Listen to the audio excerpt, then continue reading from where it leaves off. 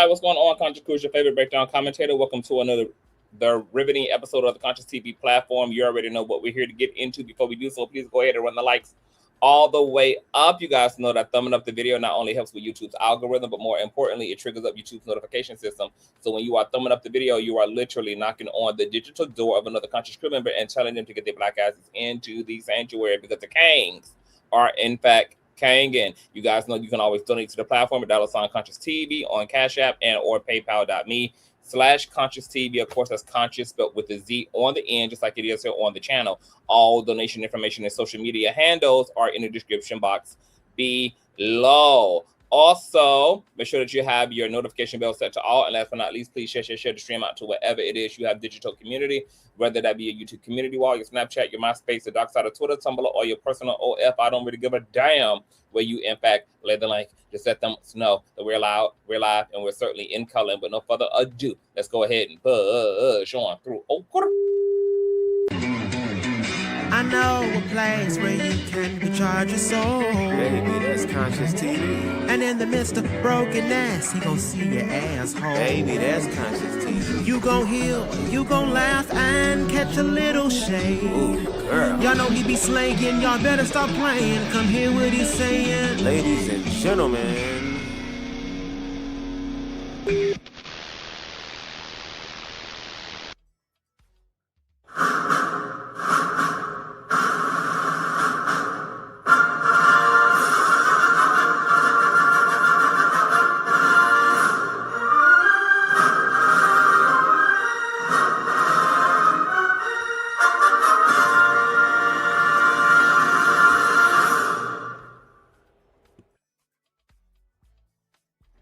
All right, you guys know what we're here to do. I am so excited to have one of my favorite commentators here, one of my good close friends, Reckless Logic, to get into, girl, season 8 of Love Island USA. We are going to be reviewing all of the things. So as promised, let's get into 5 of last week's episodes for this new season. Hi, Reckless. Hello, how are you?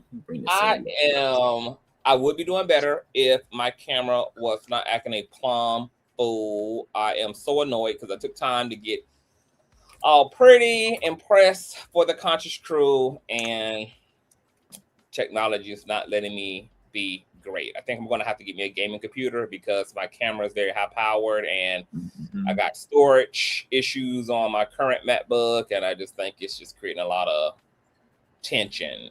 So it's annoying. More likely it's probably the storage, because that's typically what happens with my computer when I have too much stuff on it. Starts I just tried to pull up the app to come on camera, and it was on, then it shut down by itself. It just shut off, so it's just not gonna be great. However, we're not here to get into that. We got a show to put on for this new season. Before we get into this season of Love Island season 8 USA, tell the people where they can find you at on these social medias. What's going on, YouTube? Welcome to the land of Records Logic. Please make sure you guys pop that like button, hit the subscribe button, and please smack that notification bell so do not miss any more posts from me. Let's get straight into this video. Alrighty, guys, my name is Reckless Logic. You can find me on YouTube, Instagram by the name of Reckless Logic with 2 C's. That's it. Instagram.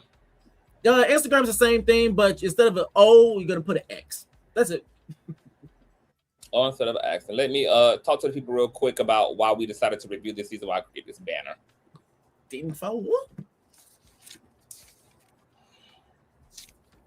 Oh, you want me to do it, or you said you do go to do it?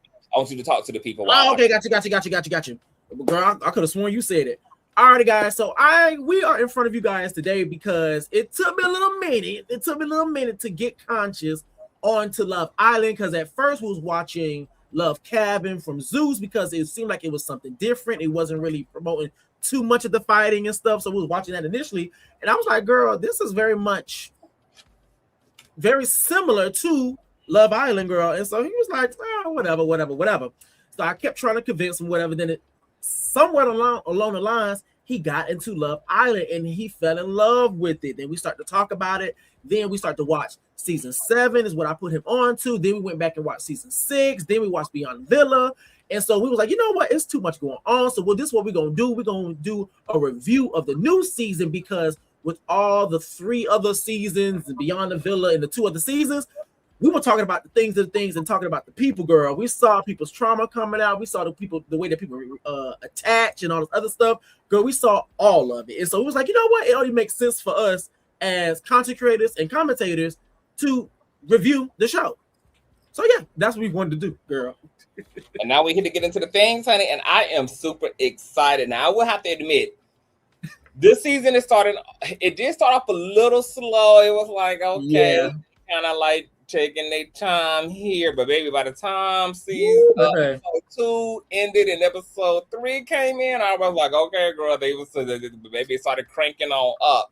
So before we get into it, you guys, what we've decided to do is we're going to be reviewing in 5-episode clusters. So once a week, you're going to get a review of the 5 episodes that pretty much premiered throughout the week. So this week we are reviewing episodes 1 through 5. Next week we'll be reviewing episodes 5 through 10, so on and so on and so on. We also have a group chat on Instagram that you guys can join if you want a community to be able to talk about Love Island. Maybe you don't have a Love Island community in your life, child. Well, come on over and join us on Instagram. The link, I forgot to post the link. I'm going to post the link in the description box of this video when it's all said and done. And you guys just click on it and it'll add you to the group chat, child. You can get carried away in that group chat. So let's get into episode 1. How you want to do this? All right. So what I'm going to do, I'm just going to give like a brief summary, and then we're going to talk about things that stuck out to us. I'm going to give you guys enough information. You guys are not lost, but I'm not going to get too deep into the emails, into the details, because girl, eat the meat, spit out the bones. You get what I'm saying? Because some of it sometimes is a lot of fluff. Yes. So episode 1, we start the episode off with, of course, we have Anaya and KC.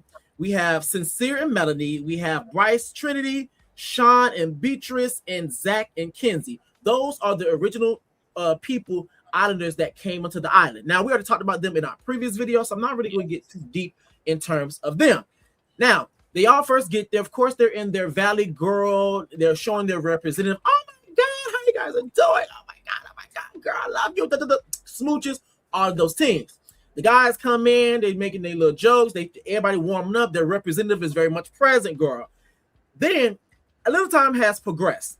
Now we have the host, Ariana. She's decided that she's going to present the cast with and I like to call it the capability door test. Now, what this test is that you have doors, and on each side of the doors, you have the males on one side, then you have the females on the other side, and the host is going to ask a question. Now, each door is going to represent a specific answer. So if you agree with a specific answer, you're going to get behind that door and you're going to open the door and see who's a match.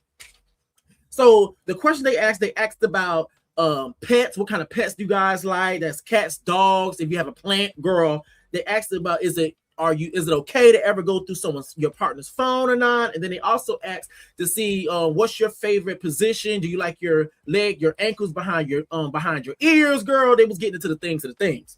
Now, after all of that, there was essentially 2 islanders ended up getting rejected or getting dumped in that specific moment, which was KC and Anaya, which, long story short, they ended up being coupled up. But not really officially, but they initially was coupled up. Now, after all of that, the islanders decided they wanted to go back to the villa, have a conversation, get to know each other, talk about the good, the bad, how they kind of figure each other out to see if each other is a match. So when they have the official recoupling, either they want to stay, go, or before that. So after that, some time progressed. Now we started to make our way over to, I like to call this the door dot test. It's kind of like the same concept, but the thing is that now the conversation is surrounding, do you want to stay in said connection, or do you want to go out and explore? So each person is behind the door. Once again, men on one side and the women are on the other side. But this time in front of them, there are red dots and green dots. So if you want to be in said connection, you're going to go, you both both or one of you are going to be on the green dot. If the person wants to leave and go and explore, then they can go on the red dot. That's essentially how it works. Now, in the midst of them doing that, what ended up happening that 2 bombshells were introduced to the cast without the other side knowing. So the women knew that the male bombshell was being introduced, but they had to be quiet about it. And the same thing goes for the men as well. So the 2 bombshells that came in was Gabriel. He's 26 years old. He's from Brazil, and he currently lives in Miami, Florida. And then the other bombshell, Kata, she's 22 years old, and she's also from New Hampshire. So long story short, they end up asking the questions. Some people want to get out of their relationship, connection, whatever, girl. And Gabriel and Kata went to the people or those who were on the red dots. Gabriel ended up taking Beatrice and Trinity, and Kata ended up taking Zach and Bryce. And which, long story short, left Sean and Kenzie single. And so that's really the concept of that first episode, girl. What are your thoughts?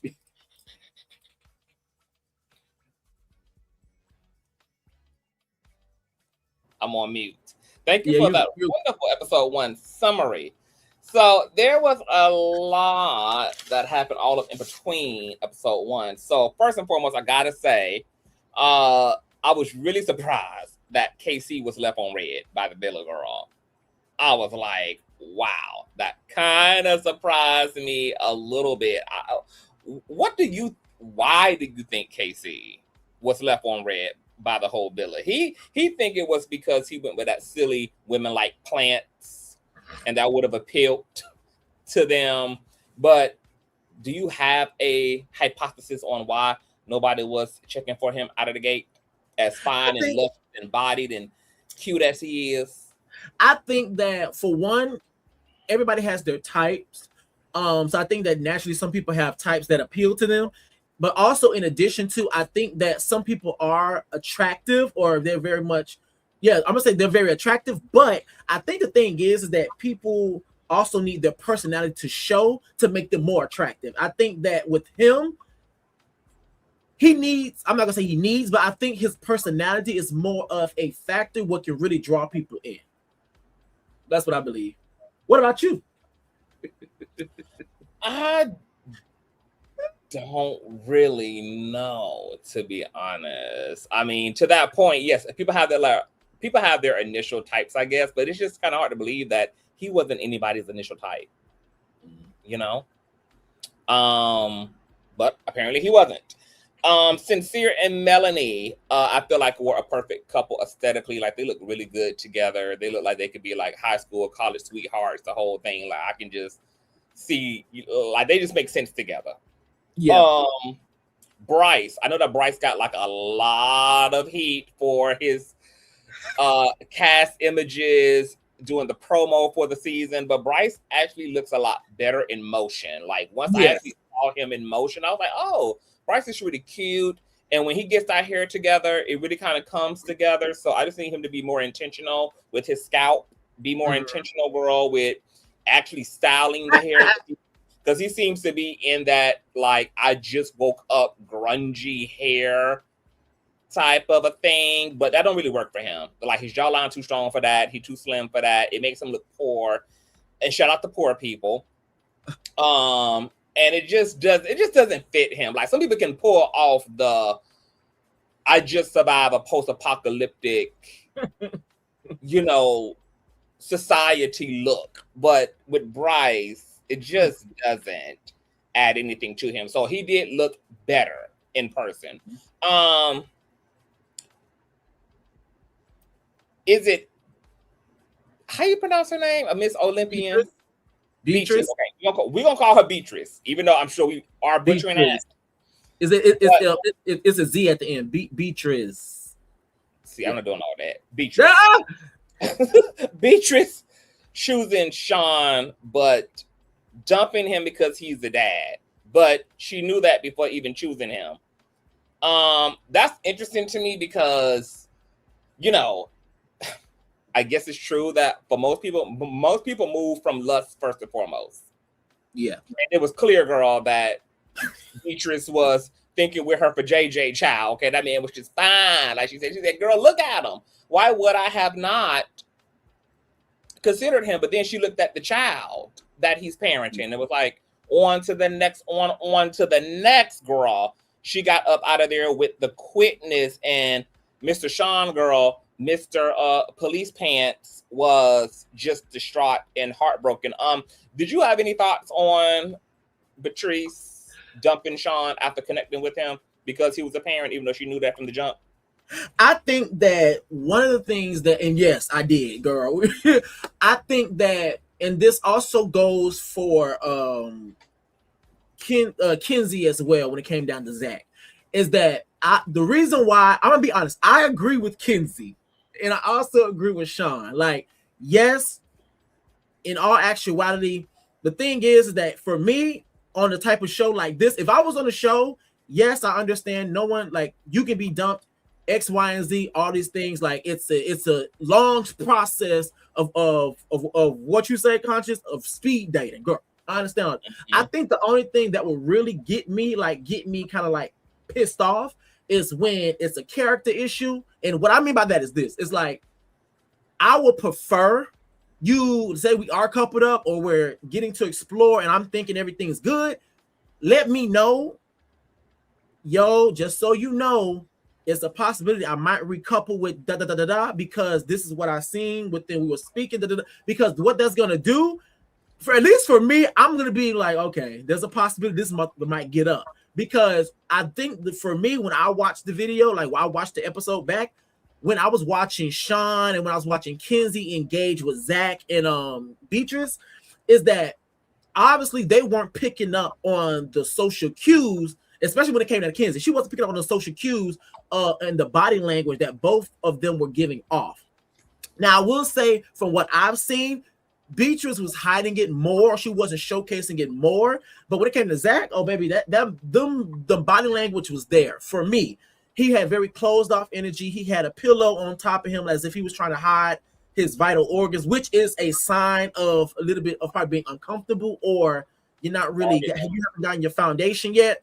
So to me, it seemed like from the outside looking in, they already had their reservations. Like, I don't know. So I just personally felt like they should have said something beforehand, because as we can see from Love, I'm about to say Love Cabin, from Love Island, you never know when they might snatch you up and all this other stuff. So yeah, I feel like they should have said something, at least hinted towards it in the moment. So yeah. Well, I know that Beatrice said that there wasn't time for them to discuss it. Like, they hadn't even had a formal agreement or anything. Like, they just had hit it off, but they didn't have no type of contract, no type of nothing. I mean, we got to remember, both Kenzie and Beatrice knew these people for an afternoon. Mm-hmm. This was not half a month in, weeks in. I mean, this is the first night. So nobody really had any loyalty to anybody. But we'll get more into that. Amaya. Anaya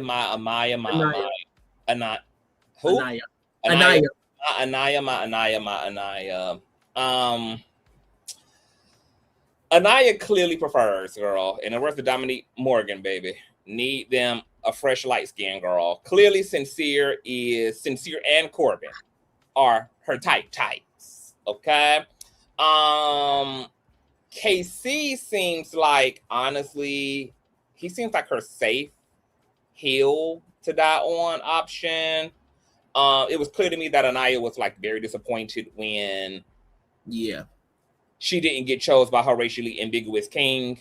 Girl. The disappointment, girl, as she watched from afar Sincere run off to the hills with Melanie is a whole gag. But KC was getting his entire life, girl.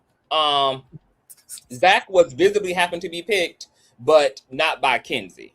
Off rip, to your point, Kenzie really wasn't his type. But he did say maybe things would fill out a bit more as time played out. But he did bail the first moment he got an opportunity to do so. But he also was trying to soft launch hint to Kenzie, not to get her hopes up. Yeah. When he basically told her that she isn't his typical type. So it's not like he just love bombed the hell out of her and played into all her delusions, because even Kenzie was in the makeup room, in the vanity room, like with the girls, like, girl, I can't read it. She knew something was off. She just didn't want to bring herself to realize it because she really wanted this guy to like her. So I really kind of felt bad for Zach, because he had to kind of like, it's just a tough situation. Like, I don't want to be that guy. I don't want to be feelings. At the same time, I'm here to be in love, to be open-minded, to move around. Maybe I can talk to her for a few more days, see where it goes, etc. And I just feel like he was trying to navigate it to the best of his ability. But Miss Kenzie girl took that thing like a full-on divorce, and it was really freaking wild. I'm gonna be honest. Like, I already knew she was gonna struggle, because when she made a comment on, I want to say the first day, but I know someone on the episode, she made a comment saying that, oh, when I date, I normally date one person at a time. Pause. I already knew right there that you were gonna have an issue, because when it comes down to the Love Island, you're gonna have to move around. And let's just say you and this other person don't work out, you're gonna have to be able to move around and get comfortable with everybody, so it doesn't seem like, okay, me and this person haven't moved, like haven't you want to get comfortable with everybody, because you never know where your real connection is, and if you put all of your eggs in a basket, girl, it can really come back and bite you. So yeah, but that's it. But the whole thing was, it don't even seem like her issue was even like dating one person at a time. It was like her issues around rejection.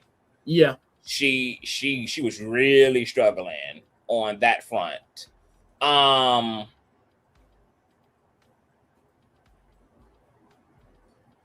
What is my note here? Oh, so my thing with Kenzie is like, when it comes to Zach, it's like, girl, if you had questions and all of that, you should have just asked for clarification. Like, if you wasn't sure what type of time Zach was on, you knew you was getting mixed feelings, you should have just asked this man, like, hey, like, are you really in? No, because communication goes both ways. Like, it does go both ways. She had questions. She was having every conversation with everybody else about the situation. All them conversations should have been had with Zach. She should have also said, hey, this is what we get into it, girl. She should have said to Zach, because I would have did so if I was really feeling a guy and I'm trying to lock in and trying to get my person right off the rip, and I feel like, okay, girl, I can't really read you. I don't really know what it is, just so I'm not set up to look wild and crazy on Miss Kelly Rowland's internet, girl. I'm going to be like, hey, I want to make sure that we really on the same page. Like, if you're not, that's totally cool. Like, I don't want to hold you to this. I don't want you to feel like you forced, because I chose you. I did choose you. You didn't have an opportunity to choose me. So I just want to make sure that, you cool or whatever. And then I would have gave him the safe space to clarify, so that I can avoid looking like a maniac. So I do agree, conversation, like, it does go both ways, but the issue at hand is that, like, I guess the thing is that in that moment, Zach, you knew that you was not messing with her like that. Like, that's the reason why the body language, but that's the reason why the body language was the way that it was. He didn't know that, though.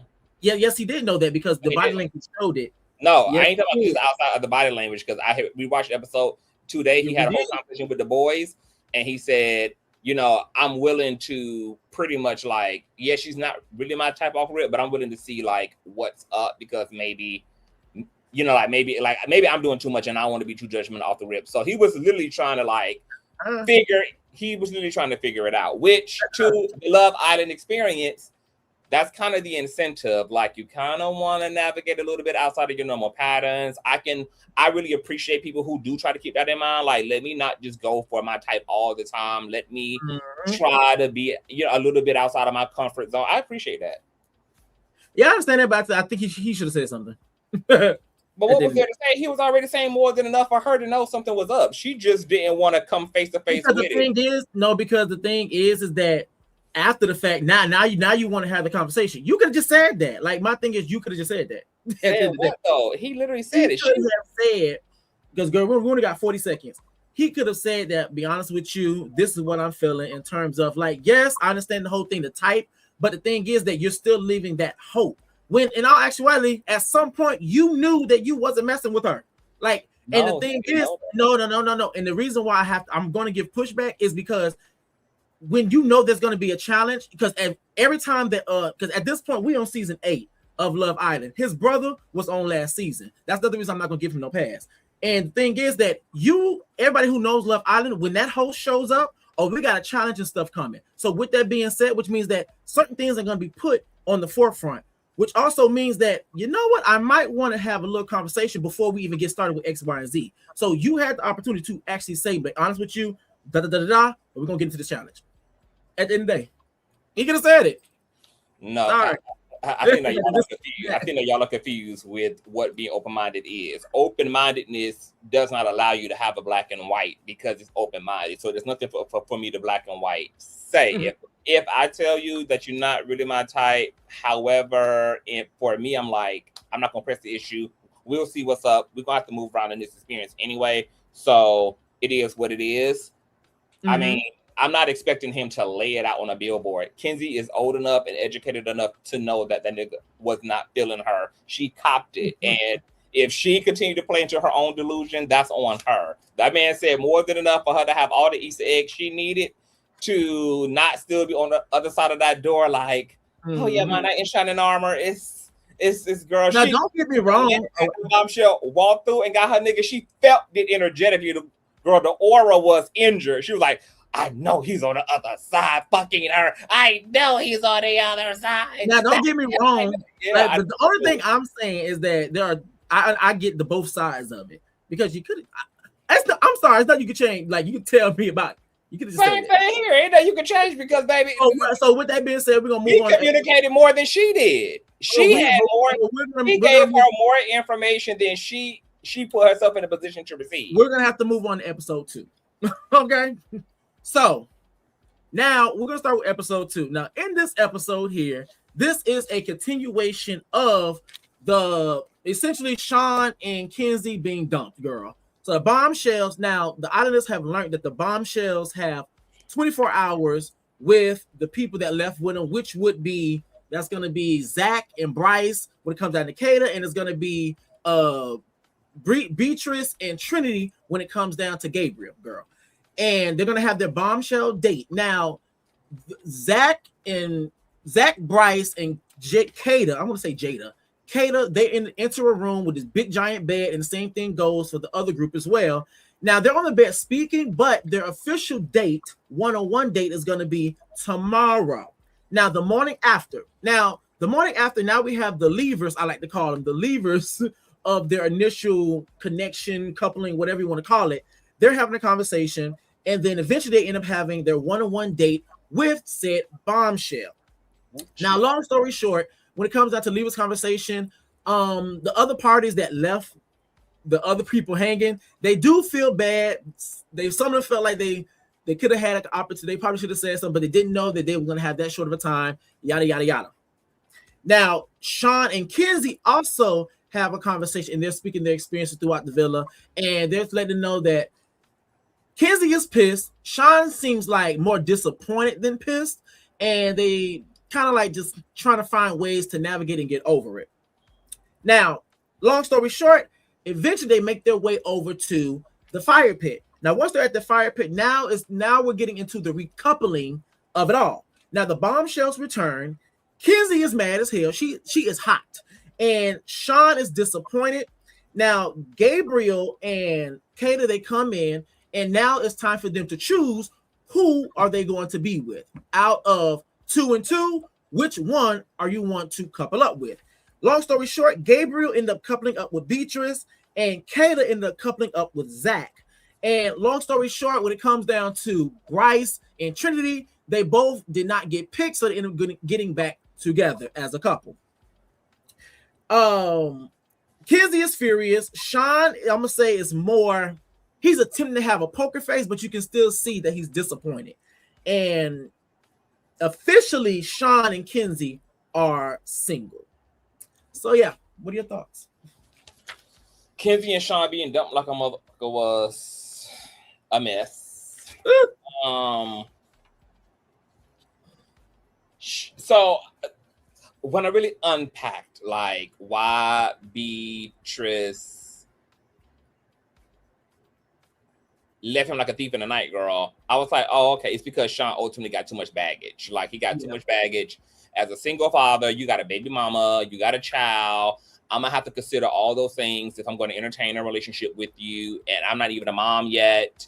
Also, I didn't really think about it until watching this dynamic with Hutta and Sean both coming into the villa as parents. Is also, when you think about like the breakup, it's a breakup for two. Like, I'm not just breaking up with this person. I'll be breaking up with the kid who I've come to love, that I've come to care about. So it is a massive undertaking.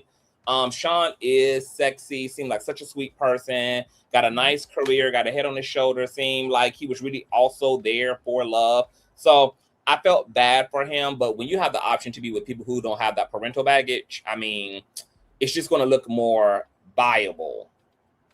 Also, Kenzie acting like a man she only knew for an afternoon, walked away from a 20-year marriage and 2 goddamn kids. Girl, like, Kenzie is giving BetterHelp.com, boo. Get you some, because, girl, I can totally understand why the hell you single. Is it because you have toxic codependency issues? Because it's giving very toxic codependency issues. Where are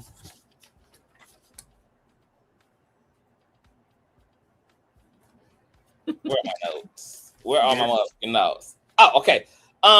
Sean also being dumped, because I kind of went down a rabbit hole in my brain with this. Like, Sean being dumped kind of also proves that people are more attracted to kind of like initial prospects than the quality of a connection and compatibility that they have with someone. Like, even if that person has a thing or two you could do without, such as a child or unemployment. For me, I'd rather be with somebody that I really like and who's really good to me.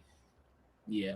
And deal with a secondary trait that I'm just like maybe they live at home with their parents. Maybe they didn't graduate college. Maybe whatever. But it's clear in this situation that, girl, everybody want the prospects to look ideal out of the gate. I do think that can hurt love journeys. Yeah. And you expecting all of that, or you're willing to like disqualify people over.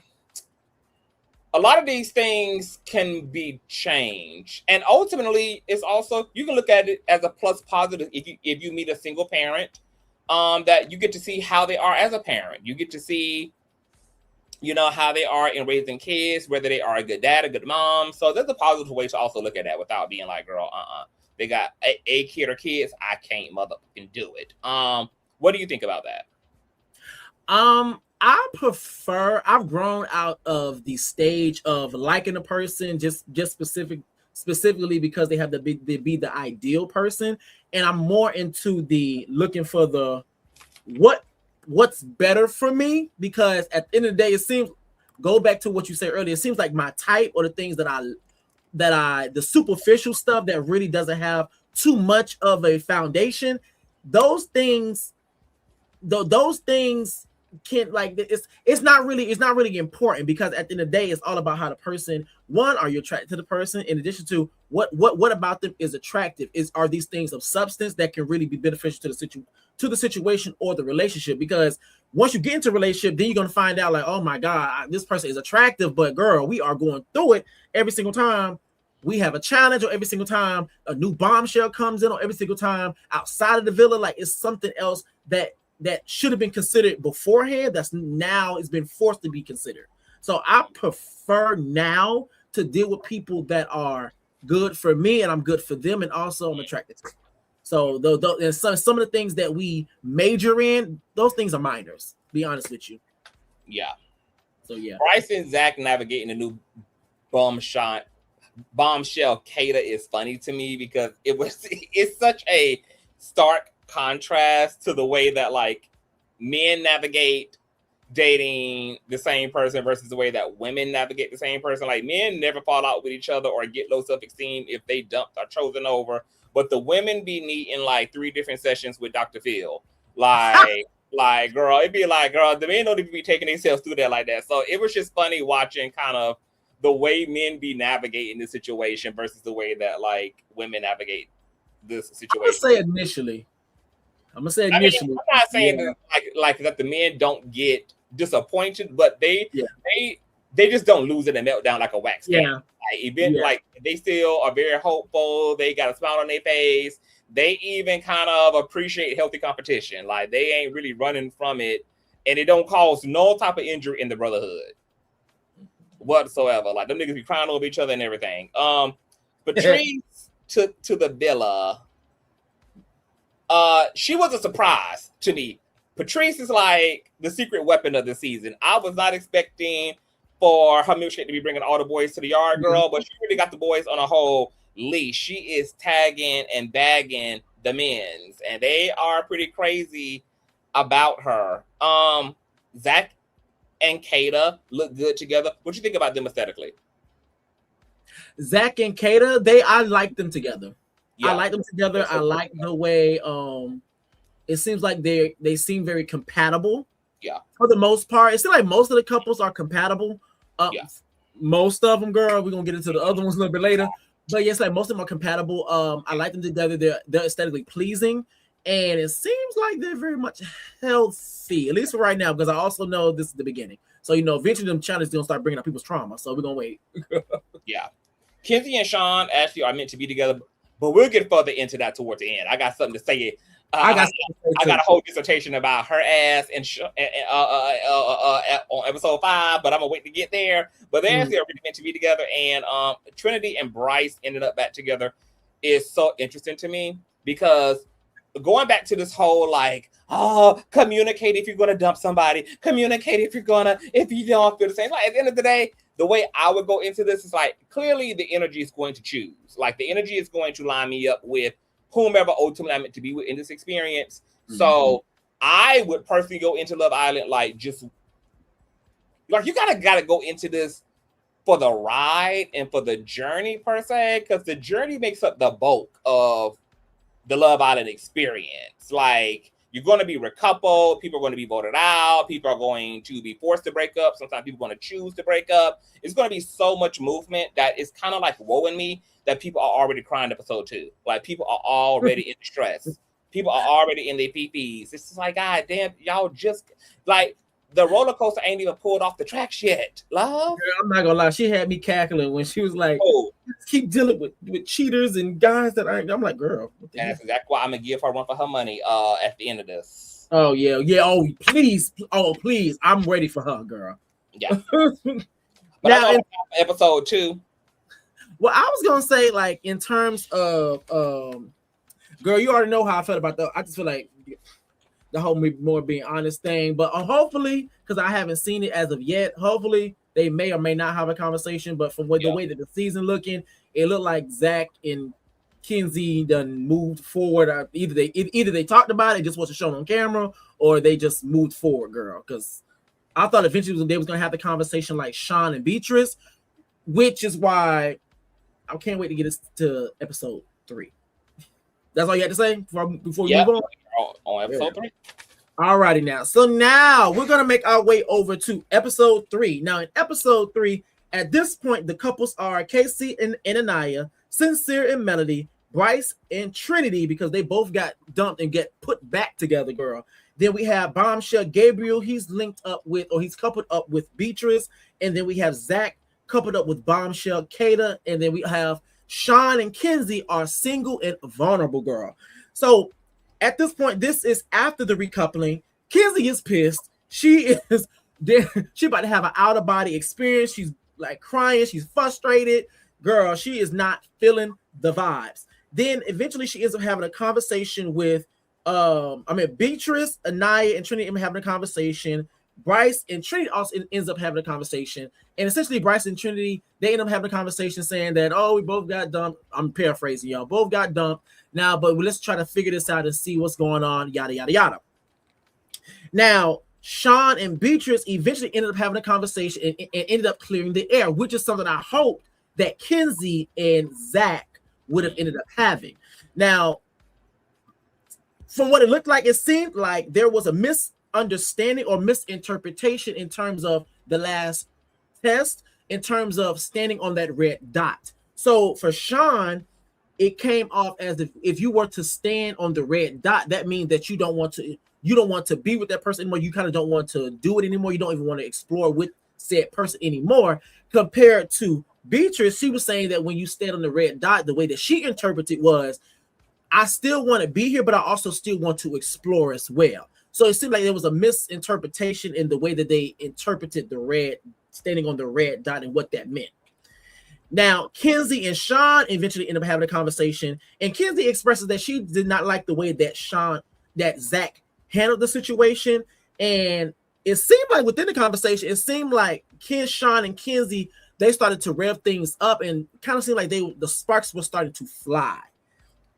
Now, somewhere else in the villa, we have Sincere and Melody. They end up having a chat. Girl, one thing I will say about this show, they love chatting it up, girl. They end up having a chat, and Sincere, he ended up pulling Kata for a chat off to the side. Now, the thing is that when they have a conversation, Melody was walking by, she came across, she seen it, and I can tell from like the conversation, they have two different mindsets, girl. Then Melody ended up pulling Anaya for a conversation, and she was talking about how she felt about it. She wasn't really feeling it and stuff like that. You could tell she was very bothered by him going to explore and all these other things. Beatrice and Trinity ended up having a conversation, and Beatrice said that because of the way that things were going on within the villa, she felt like Kenzie being with Gabriel, she felt like she kind of felt bad for Kenzie, long story short. Now we're going to segue over to this other test. I like to call it the truth pool test, girl, because now the pink slime test. You said the who what now, girl? The pink slime test. Is that the pink slime test? Oh no, that's episode 4. They were pushing the pool. That's the pool is in episode 3. The pink slime is episode 4. Okay, yeah. Yes. So now we got the truth pool test. Now in this test, girl. So in this test, an auditor is supposed to be up in the front. They're gonna be asked the question, and then they have to guess who the person is. All the other auditors are lined up on the edge of a pool, and whoever the one auditor believes that did said action or are accused of doing said action, they're gonna push them in the pool. After the person comes out the pool, they're gonna read who the real person is, and everybody might be shocked. Oh my god, girl. Now Trinity admitted that she was over here sucking on cock-a-doodle-doo in the back seat in front of her mother, and her mother didn't know. Melody exposed that she ended up leaving the dude because he ended up buying an engagement ring, because from what she was saying is that, girl, he was only buying the engagement ring because she said that she wanted to wait to marriage. So he was like, okay, you want to wait to marriage, so let's hurry to get married so I can get what I need. KC ended up having a very special experience, girl. And while his was in the room, a very special experience while his friend was in the room, Zach was pushing the pool. Having a very special experience too. Hell, that was a group project. Girl, Zach was pushed in the pool by Kenzie, because I feel like she was just being petty, girl. And Sincere, he was pushed in the pool because he was accused of, because he had texted another girl while he was talking to someone else, which we're going to talk about because that's going to lead into, I think, a little bit more of Melody's trauma. Now, at the end of the episode, Melanie and Sincere eventually end up having a conversation after this test or challenge or whatever. They've been having a conversation, and Melanie and I'm about to say Sean and Sincere start talking about their grievances and where they wanted to go from here. Take the floor, girl. Baby, thank you for that episode 3 summary. Kenzie dragging the I always choose a cheater storyline arc 3 episodes in, girl, it's giving Dangerous Minds. Bombshell, Gabriel, and is it just me? Because his kisses are kind of starting to disgust me. I'd be like, oh, like the constant tasting, like he's tasting these humans, and it just kind of is giving me the wheeze, like, and it's coming off just, I don't, because I know that he's a part of that, like, really, like, Romeo Juliet culture and all of that. It really laid the affections on thick, but it's also kind of giving slightly performative. So Gabrielle, like Oh. it's doing too much for me. Like all of the tongue gain and everything. Like it is actually creating a conversation on the internet. Like a lot of people are kind of just like, okay, girl, like y'all doing too much. This season is kind of a little bit too lickety lappity, girl. Y'all get into y'all lesbian bad with all the tongue action on the season, girl. Like it's too much saliva that's transpiring, honey, and people got Invisalign, so saliva being stored in other people's mouth equipment. It's just a lot, girl. It's a lot of dental hygienic things and concerning things transpiring to say that. Sean and Beatrice. I think Sean should have stayed getting to know Beatrice because, as we can see, girl, he could not afford to not entertain a connection. Yeah, coming in so heavily hood coded. At the end of the day, y'all are meant to move around. Y'all gonna be moving around by choice, by force. So just trust the process. Keep your heart open. Have a good time. I wish he would have, kind of like leaned into that a little bit. And I wondered how that would actually played out with Gabrielle having to share Beatrice between himself and Sean. Well, to my understanding, when I was like, I like watching the show, and I also like watching like behind the scenes stuff. Apparently, he was going around and he was getting to know everyone. Like that's why for me, when I was looking at it, I was like, okay, I can see like the little small moments of him going to talk to Trinity, him going to talk to Anaya, like, and he'll talk to Beatrice, but I think now it was like he kind of more. Yeah. It was clear he was moving around, but like I wish he would have particularly kind of like more into Beatrice. She actually was trying to lean back too. Yeah. Like, you know.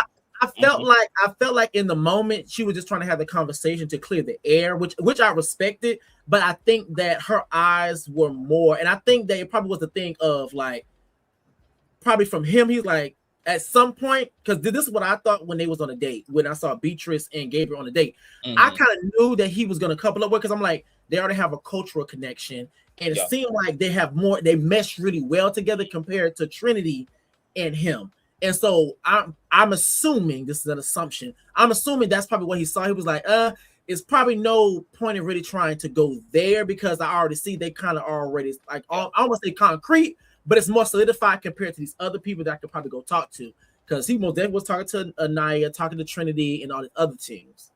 But I can't wait to get into Kenzie.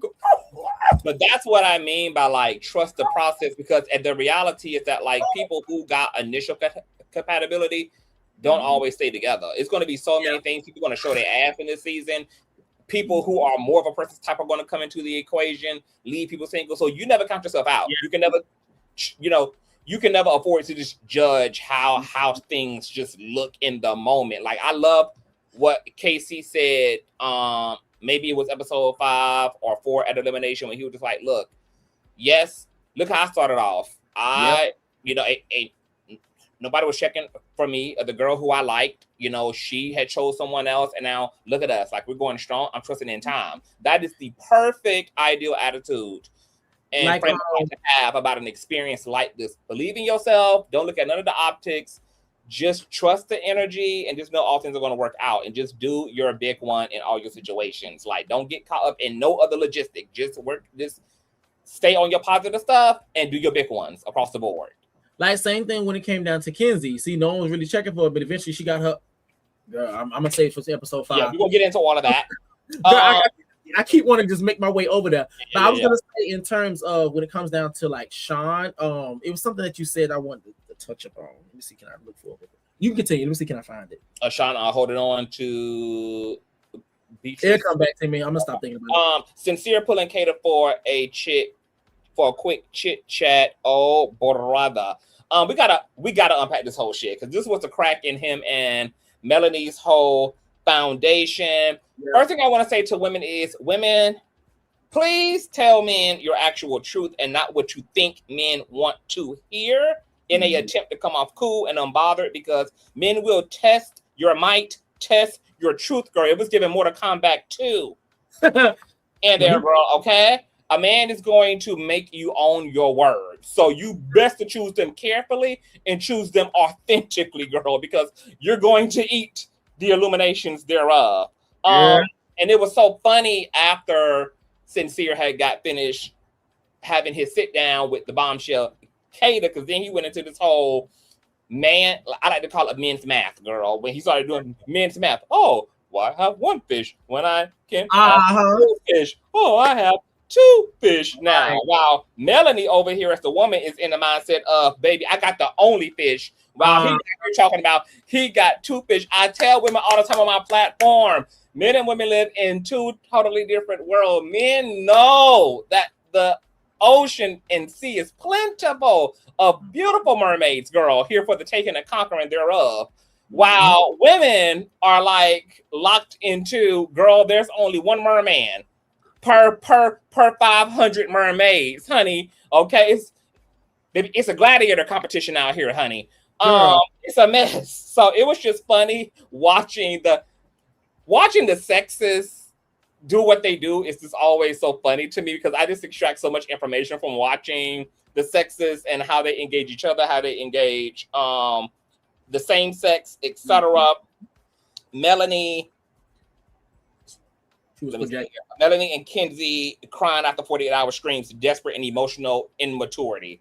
Like, I really felt like it wasn't that deep on Melanie's side. I mean, I do know that this is a hyper romantic environment. It's very poetic. You spend a lot of time with somebody. Y'all are nightcapping together. Y'all eating together. Y'all are in this beautiful romantic space. I get it. But even with all of that, I don't even care if we're talking about our feelings all day to producers, to castmates.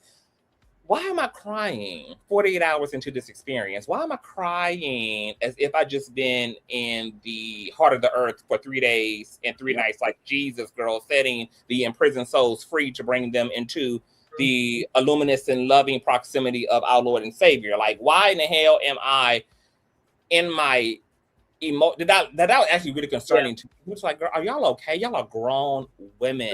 Like, y'all have not been in the villa that long. Yeah, like, I can see y'all been in for a while. Right, a while, keyword.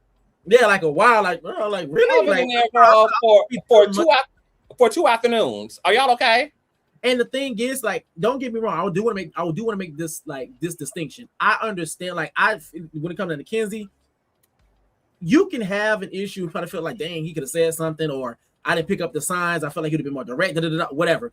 But the thing is, what I don't really agree with is that just see for what it is and just move how they move. Like, all the crying and stuff, that ain't like lashing out, all the other stuff. That's the stuff I'm like, girl, y'all haven't even been in the villa that long to really be doing all that.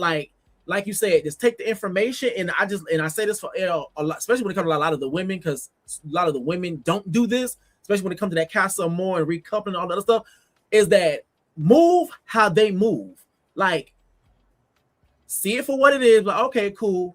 If you want to be in your feelings, go in the bathroom, have your little bit of, but all this boohoo crying, lashing out, being extremely petty during challenges and stuff, girl, you only been in for 48 hours. You just gotta just.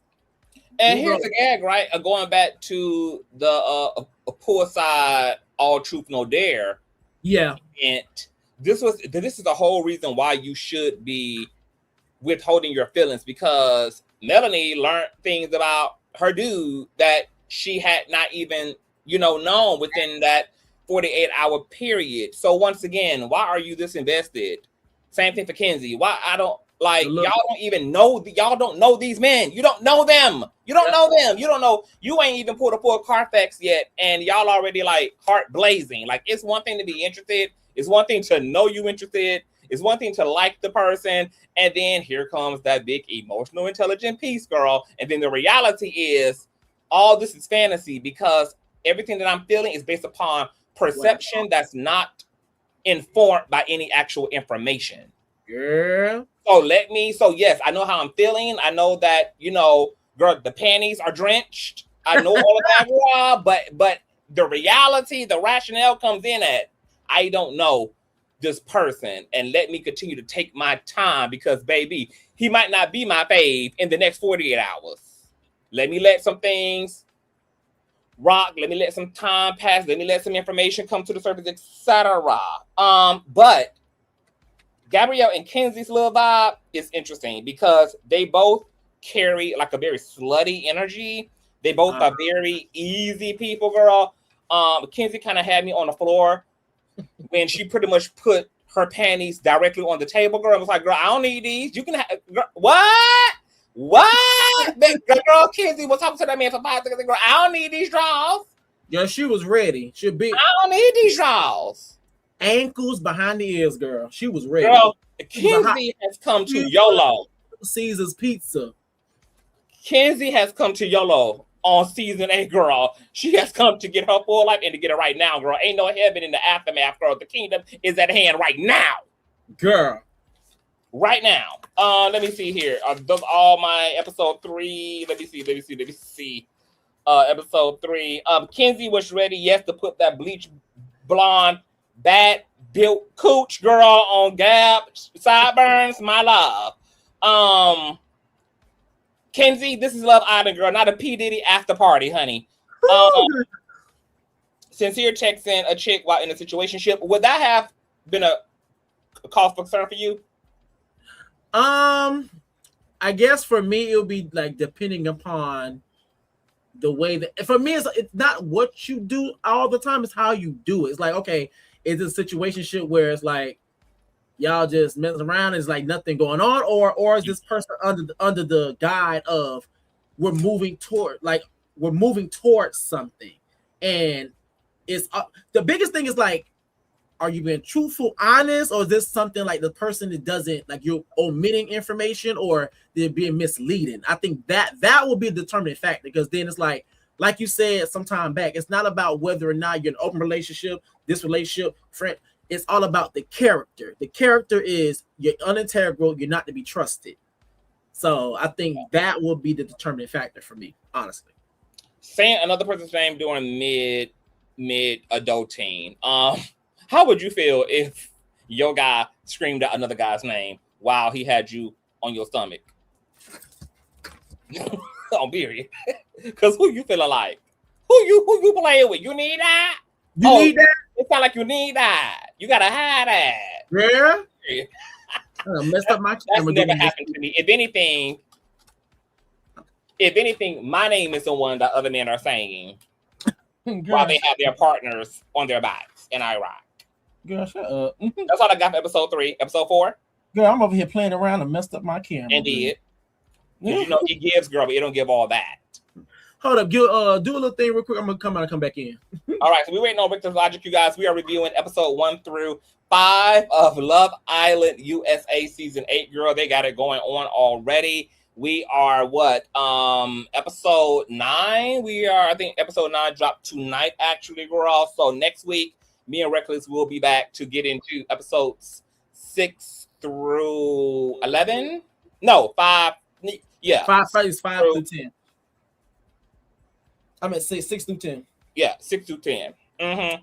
All right, so now we're on episode 4.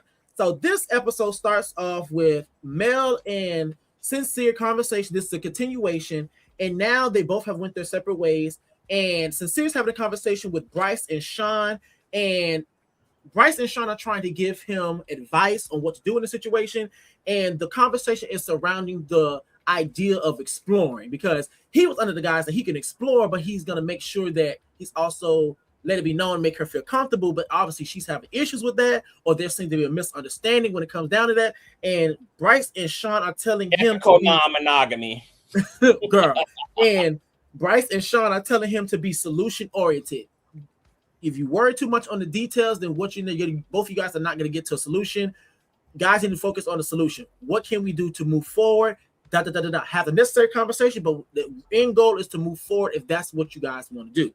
Now, Beatrice and Anaya end up having a conversation, and Beatrice likes Gabriel, but from what I got from that conversation, it came off as if she is a little, I'm gonna say, lack of better terms, worried when it comes down to Kenzie, because she feels on a conscious and subconscious level, Gabriel might be interested in Kenzie because they were going out and having a chat. Now, Anaya and Melanie it's also because Trinity had told her that Kenzie gay for a talk or whatever. She was like, "Oh, I didn't know that. I didn't know that." And then, now this is what I mean when it comes down to it. Now, Gabriel and Beatrice end up having a conversation as well. And what I liked is that Gabriel was honest about his feelings of Kenzie. He didn't try to hide it, or I'm not going to say even try to hide it. I think what happens a lot of times, people try to downplay it. Like, he was open, he was honest. He didn't try to downplay. He didn't try to minimize it. He didn't try to amplify. He just said what it was. He didn't try to warp her perception of how he felt or how he was thinking when it came down to other girls or other people in the house. Now, Anaya and Melanie end up having a conversation, and they're talking about the whole thing that happened with Sincere. And Melanie was talking about the idea of exploring and how they're having two different understandings or agreements when it comes down to exploring. And she said the issue with Sincere is that he's not being sincere. I said, come on, play on words. And then Melanie told Anaya to her face that she was going to pull KC for a chat. So the next morning, Mel and KC are having a conversation, and Mel is interested in KC, and she's trying to get to know KC. At the same time, Anaya and Sincere are having a conversation, and Anaya said that she was irritated. Sincere was like, you can tell, you kind of seem like you're wearing it on your, like wearing your feelings on your heart on your sleeve, or like what's going on. And she was saying that she's irritated because she just kind of didn't know all the time where KC like how he felt or whatever all the time. She kind of was feeling uneasy about that. Now, some time had went on. Now we end up getting into, it's called the Boss Bish Challenge. Now, this is the first official challenge. Now, this is the slime challenge.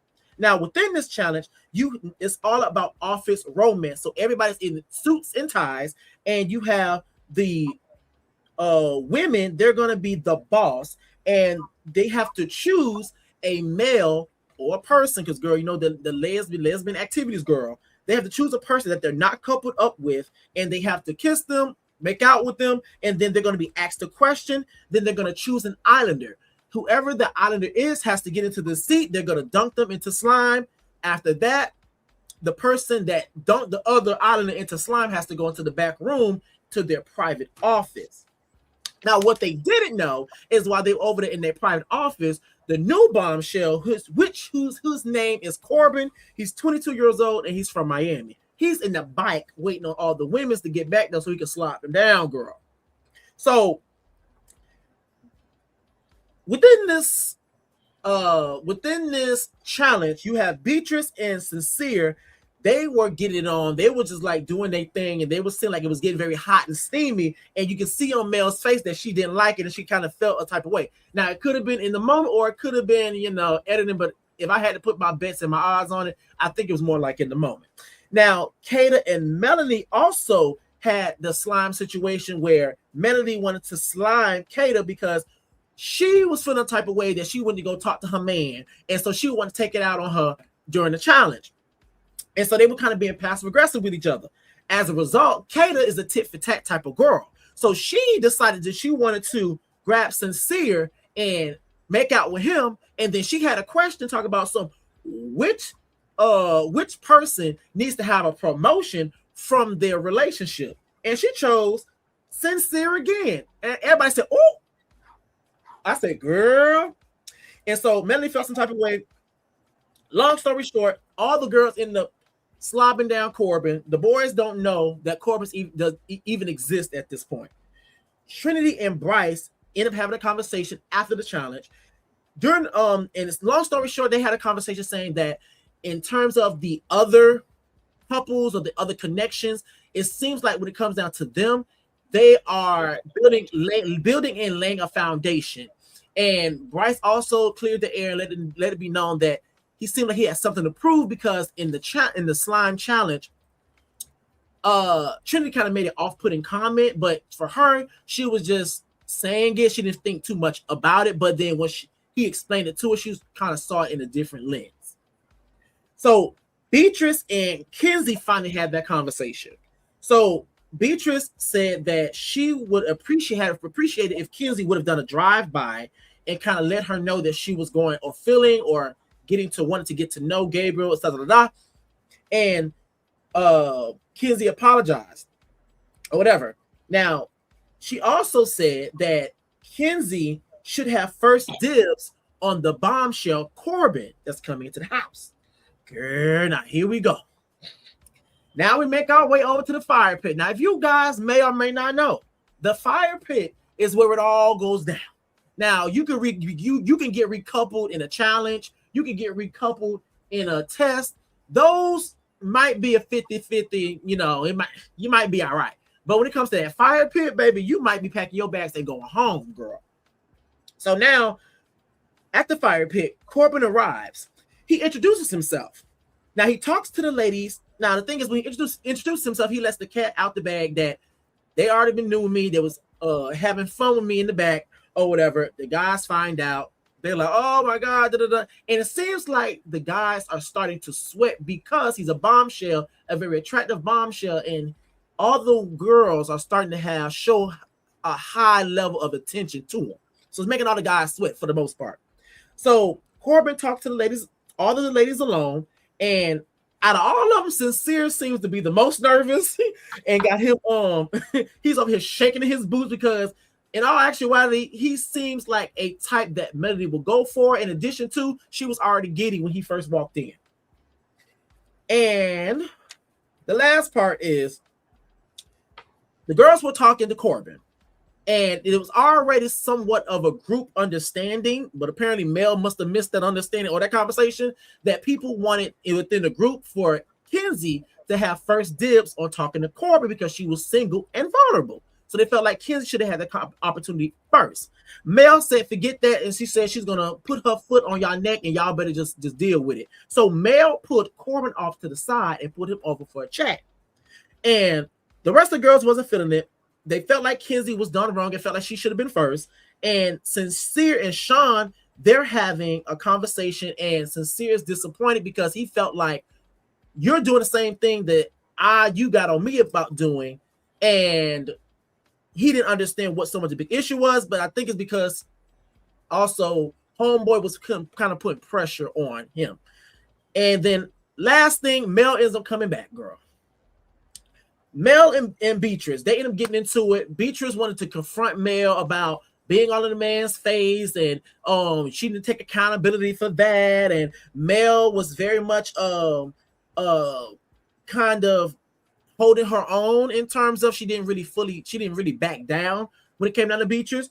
And it was like they were passive aggressive, but it was almost like aggressive as well. And then Mel got defensive, she walks off, and then eventually she's crying in confessionals, crying out in the villa, and the episode goes off. What are your thoughts? Girl, it's a lot going on in episode 4. Let's get into it. So Kenzie creeping up on Gabrielle, but not talking to Patrice beforehand. My question to you, Mr. Communication, is how you feel about that? Do you feel like she should have communicated beforehand with Beatrice that she was going to pull up on her dude? Or I think where a lot of the women go wrong is because they try to do this girl's girl type of thing. I think that's where they kind of go wrong. Because I think probably would have mentioned it. For me, I think that's just for me. I probably would have mentioned like, hey, just so you know, I'm gonna just like it's kind of like what Sean did at some point. I don't know what Sean did at some point. He said he was pulling people saying, just so you know, I'm going da da da da. So there's no, because I don't know what they're gonna tell you, but I'm gonna tell you da da da da. Just kind of just get it out the way, just so you know what's going on. There's no room for interpretation, nothing like that. That's just how I am, or I would have think that I probably would have approached the situation. But yeah, I think she probably should have just to get it out the way. I probably did it. Yeah, I'm a lot more loose in terms of like not holding people to the fire for not communicating. At the end of the day, girl, this is not Friendship Island, it's Love Island. And yes, I am typically a girl's girl. That's outside of the context, bitch, of me finding a man. Okay, girl. Come on, man. Yeah, girl, I'm Team Kenzie. Okay, outside of the island, girl, I'm Team us. Here, girl, I'm Team Mackenzie. Okay, the hell y'all thought this was? All right. Come on, Gabe telling Patrice about Kenzie being his type, but they differ in culture. I kind of didn't really get that. What did you make of what he was trying to communicate? Because I know you said like you felt like he was kind of playing it down, like, but he probably is kind of feeling her more than he's letting on, but playing it down. Gabriel is playing down his attraction to Kenzie. Remember when? No. I felt remember when after him and Kenzie they sit down, and then him and Patrice had a sit down, and he was kind of like, yeah, she was my second choice, but we kind of different in culture and all of that. I felt like no, I actually felt the opposite. I felt like he wasn't trying to play it down, and I felt like because I felt like where a lot of the islanders go wrong is they try to, when they're speaking to the person they either coupled with or the person they're mainly attracted to or trying to get to know, they either try to amplify it that they're talking to said person, or they try to downplay it. And I felt like he was just being honest. That's the way I read it. He was actually just saying what it was. He didn't say it was too more. He didn't say it was too much. He didn't say it was less.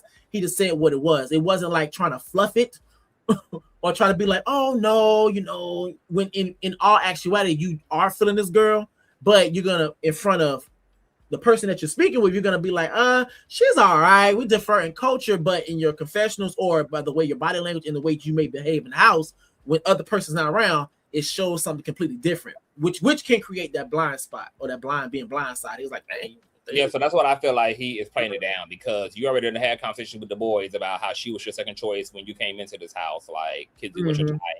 We know that y'all got a lot in common in terms of culture, girl. Both of y'all MAGA. So you sitting down in front of that's what it was getting together. It was that frequency girl sitting down in front of Patrice girl, like, and I'm like, yeah, we're gonna see if that conversation changed your mind and kind of be like, oh, okay, like she cool, but it ain't giving. Other girl, you trying to be Mr. Rico Suave in the house. Okay, so let's get into Melanie pulling Corbin for a chat. Girl, obviously, Melanie doing that was a get back at Sincere. She knew he was looking, and her defenses now have gone up because she can't read the situation because he done pulled the other bombshell, Kata, for a chit chat. So obviously, like, Melanie now is like in her, like, she's playing head games now. She's in her, like, I'm about to even the score. She's trying to repair her ego now. She wants some sense of control now that she doesn't feel safe in the situation, and she's trying to prove a point to herself and prove a point to Sincere girl that don't you ever think that you're irreplaceable. So go ahead and get down. How'd you feel about it? Because I'm like, about what? About her doing that. Because, like, I always preach all the time, and I tell the women, move how they're moving. Like, move how they move. Like, and I was like, I liked it, but I was like, the reason why you're doing it, I'm like, but. So my whole thing is, it's not even about moving how the men move. It's like the first rule is be true to yourself first and foremost. Right. Be true to yourself. She's not being true to herself. You feeling him. You really do want some exclusivity. You feel like you kind of probably wouldn't mind being exclusive and cut off. So then just say that if that's the case. If you really are open to the process and you can really handle that, then say that. Just be true to you. Don't try to be true to him. Be true to you. So that you can be put in situations that you can thrive in. Well, I was going to say, I think that she is interested in Corbin, but I'm, because I kind of, the other episodes, I think she really is interested in Corbin, but she's also interested in Sincere. But I will agree that I felt like it was like, okay, I'm going to talk to him because I am interested in him, but at the same time, this is going to be get back. Like, I'm going to put you in the seat that I feel like you put me in. And let's see how you feel, especially knowing that. Yeah, and I don't like that. Like, especially knowing that, like, oh, you sweating? Oh, baby, I'm going to press the gas on this. She eating that up. She eating that up. And I don't like that. Yeah, I like a mature mindset. I want her to navigate this as an adult because she'll get more out of the experience being true to herself versus playing from the defense and playing a game. If you're playing a game, you are not being present. Yeah, be true to yourself so you can be present, enjoy your experience, and spirit can line you up. Because my whole thing with Sincere is we all probably know, and you can tell me how you feel about this. Like, yes, of course she's attracted to Corbin. He's a very attractive man. I mean, I would have been banging him right there in front of everybody while the cameras were rolling. However, I also fully believe that had Sincere been Sincerine at top tier level, Mm-hmm. it would have been no competition. Like Melanie would be all in. Yes, she would have had her conversation. Yes, she would have but ultimately, girl, yes, I'm happy in my coupling with Sincere. That's my man, my baby, my baby, my baby. Babe, I was thinking that. Yeah. So I feel like she's attracted to him, but she is also putting like 20 on 10 to prove a point to Sincere. That like girl, two can play at this game. Two can play at this game. I 100% agree. I 100% agree. I thought about that. I saw that. I was like, yeah, it's kind of two birds in one stone. I'm like, yeah, she find him attractive. Yeah, she's gonna get to know him. It's his new set. It's a new body, new set of eyes gonna put on his body. And he's talking. He the tallest out of all of them, to my understanding. Like, oh my God, juice is flowing. But I'm also gonna prove a point. Like, don't get too comfortable, Sincere. Yeah, like you done made me uncomfortable, embarrass me. I'm about to make you uncomfortable, embarrass you. Now we both got to be confused and dizzy. Now in this whole conversation and concept of like, oh, the girls need to talk, everybody need to talk, everybody need to communicate, the couples need to be communicating, the girls need to be communicating, the guys need to be communicating. Well, we noticed that Melanie pulled Mr. KC and Sean aside. I wonder how much communicating she did, because it looked like Amaya didn't really have a heads up, girl.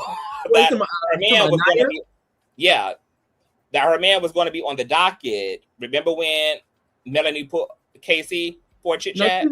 No, she knew. Because she was over there acting like she did. She like, I feel away. I don't know. I just feel. No, she knew, which is why I said earlier. I think it was the previous episode, or maybe it was this one. I forgot. But that's why when she was talking to Anaya when they was outside and they were having a conversation about Sincere, and she's like, Sincere's not being sincere. She was like, it's all right. If you want to explore, I'm going to explore tomorrow. I told you I was going to explore tomorrow. That's why I'm going to pull KC for a conversation. And that's the reason why when she said that, I looked at you. I'm like, oh, okay, girl, you think you finna tell her? That was a weird way to put me on notice, girl, is why you popping off about your disappointment. And all of a sudden I learned in your pop off that you finna put that sweet cooch, girl, on who you finna do, girl? Because Miss Mamas would not have even woke up. Because Miss Mamas would not have even woke up the next morning in the Villa, girl. She would have mysteriously transitioned to her sleep, girl. So sorry. Died of natural causations, honey. Okay, girl, it would have been a pillow to the face at 1 a.m. in the morning. Who you playing with? Talk about you couldn't pull my So then I can understand why Amaya was pressed, because it's like you ain't delivered that information in in a way that, girl, makes me feel like, okay, you on the same page. It's like, girl, you going to war. But I will say this though, I felt like it was kind of, unless of course all these things are taken out. I felt like it was kind of taken out of context, because when Anaya was talking about her frustration, it wasn't really directed at Melody. It was more directed at KC. But what I'm saying, but for what I'm seeing, it's like it seems like either something was taken out of context or something was missing, because it was more directed at KC than Melody. So I was like, I would think that, because from what we've seen, it seemed like KC has always been reassuring her, has always been open and honest about certain things. So obviously some things out the loop. I wasn't getting that. In that situation, you would be pressing the gas on Melanie, because that's the one going after your man, just because hers is going through trouble in paradise, girl.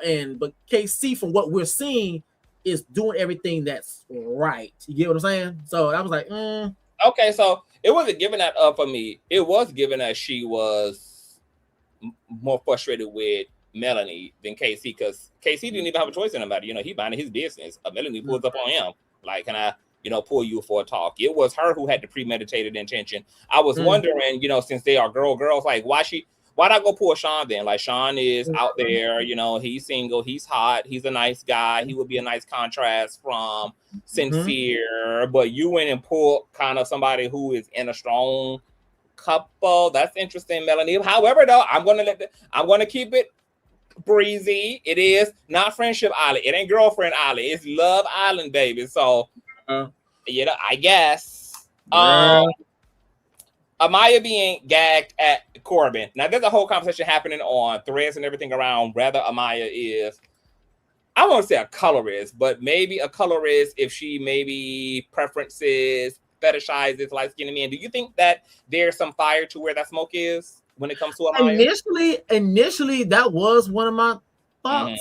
I remember I was watching it. I was like, Casey's really feeling her. Like I saw the camera when she first got denied. By then he already had got denied, girl. He was already sitting on the bench, and then she got denied. He was like, he was happy, girl. He was cheesing. He was happy. He was like, yeah. So he was really feeling her, but I felt like within the conversation, the initial conversation and stuff, her energy from what I read, it wasn't really giving off like, I'm not really feeling this, but I really don't want to go home. But at the same time, I'm just gonna explore and see what happens. And she really wasn't giving it. And I remember I was talking to her, and I think that's the first thing I said. Do you think? Because I was like, because me and you did have the same question. Like, he's very attractive.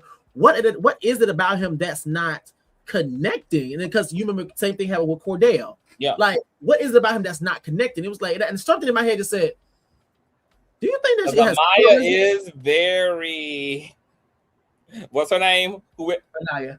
No, the one who with Cordell. Oh, Serena?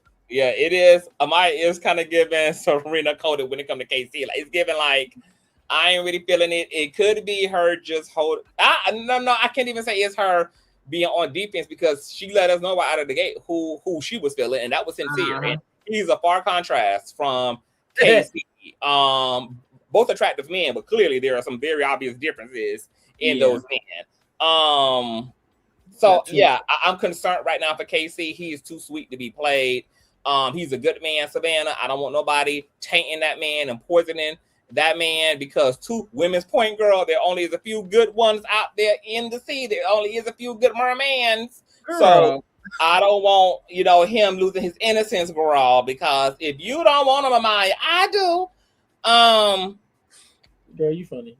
Melanie taking her frustrations out on Kata. This is what I hate with women. They always find a way to center each other in a situation where a man is a common denominator, girl. Like, why are you acting all passive and microaggressive with Kata? You should be, whatever issues you got, you take that up with Sincere. Like, Sincere pulled her. She didn't pull Sincere. So you literally got like misguided anger and frustrations, girl. It's given insecure, and that Miss Kata, girl, is like she's giving you a run for your money, child, without even running next to you. In all actuality, girl, like she got her eyesight on a whole nother man. Like, she with Zach, she plugged in, girl. She ain't even seen it before Sincere right now. So move around, Melanie.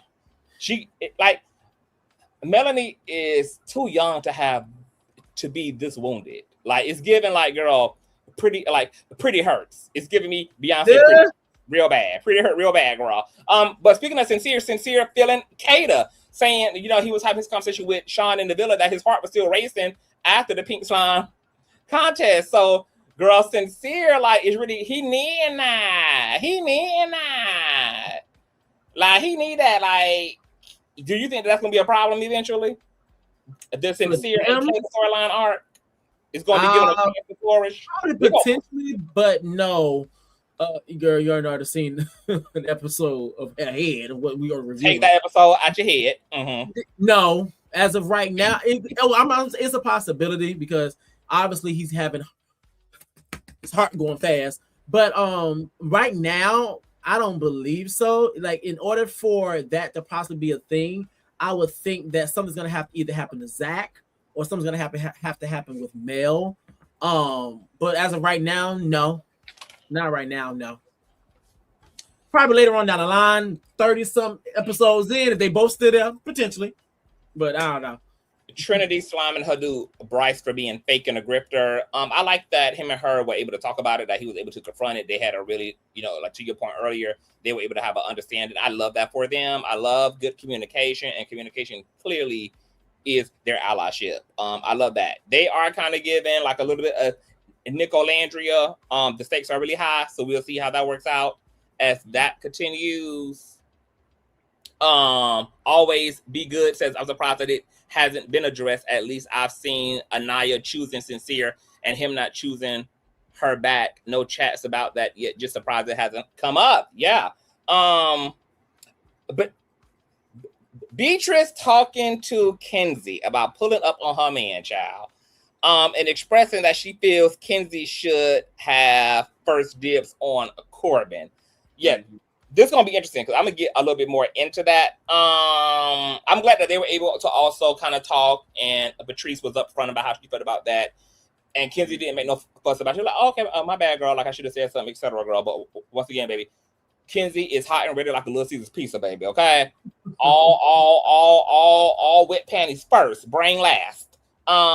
Corbin is clearly a player, not even doing a good job at hiding it. He's also been exposed already by his ex, who done hit the damn social medias, girl, saying, "Girl, run, ladies, run, girl. Y'all need to evacuate the villa, girl. Danger level, Omega level danger." Before you even continue, let me say all of this because that's one of the things I want to get into. Corbin, he is a walking red flag. His nickname for me is either stoplight or it's going to be red flag, because the red is going to represent the red flag and his red skin, and the green is probably going to represent them eyes or some along them lines. Because, girl, the eyes are telling you yes, but him being a red flag, baby, a walking red flag is a red bone. A red bone is a red flag. Yes. Because the thing is that because the thing that stuck out to me, because you already know he already got exposed by the girl. Then it's the fact that he kept saying stuff, and it's other stuff in the next episode he's gonna be saying. I'm like, oh yeah, he a red flag, baby.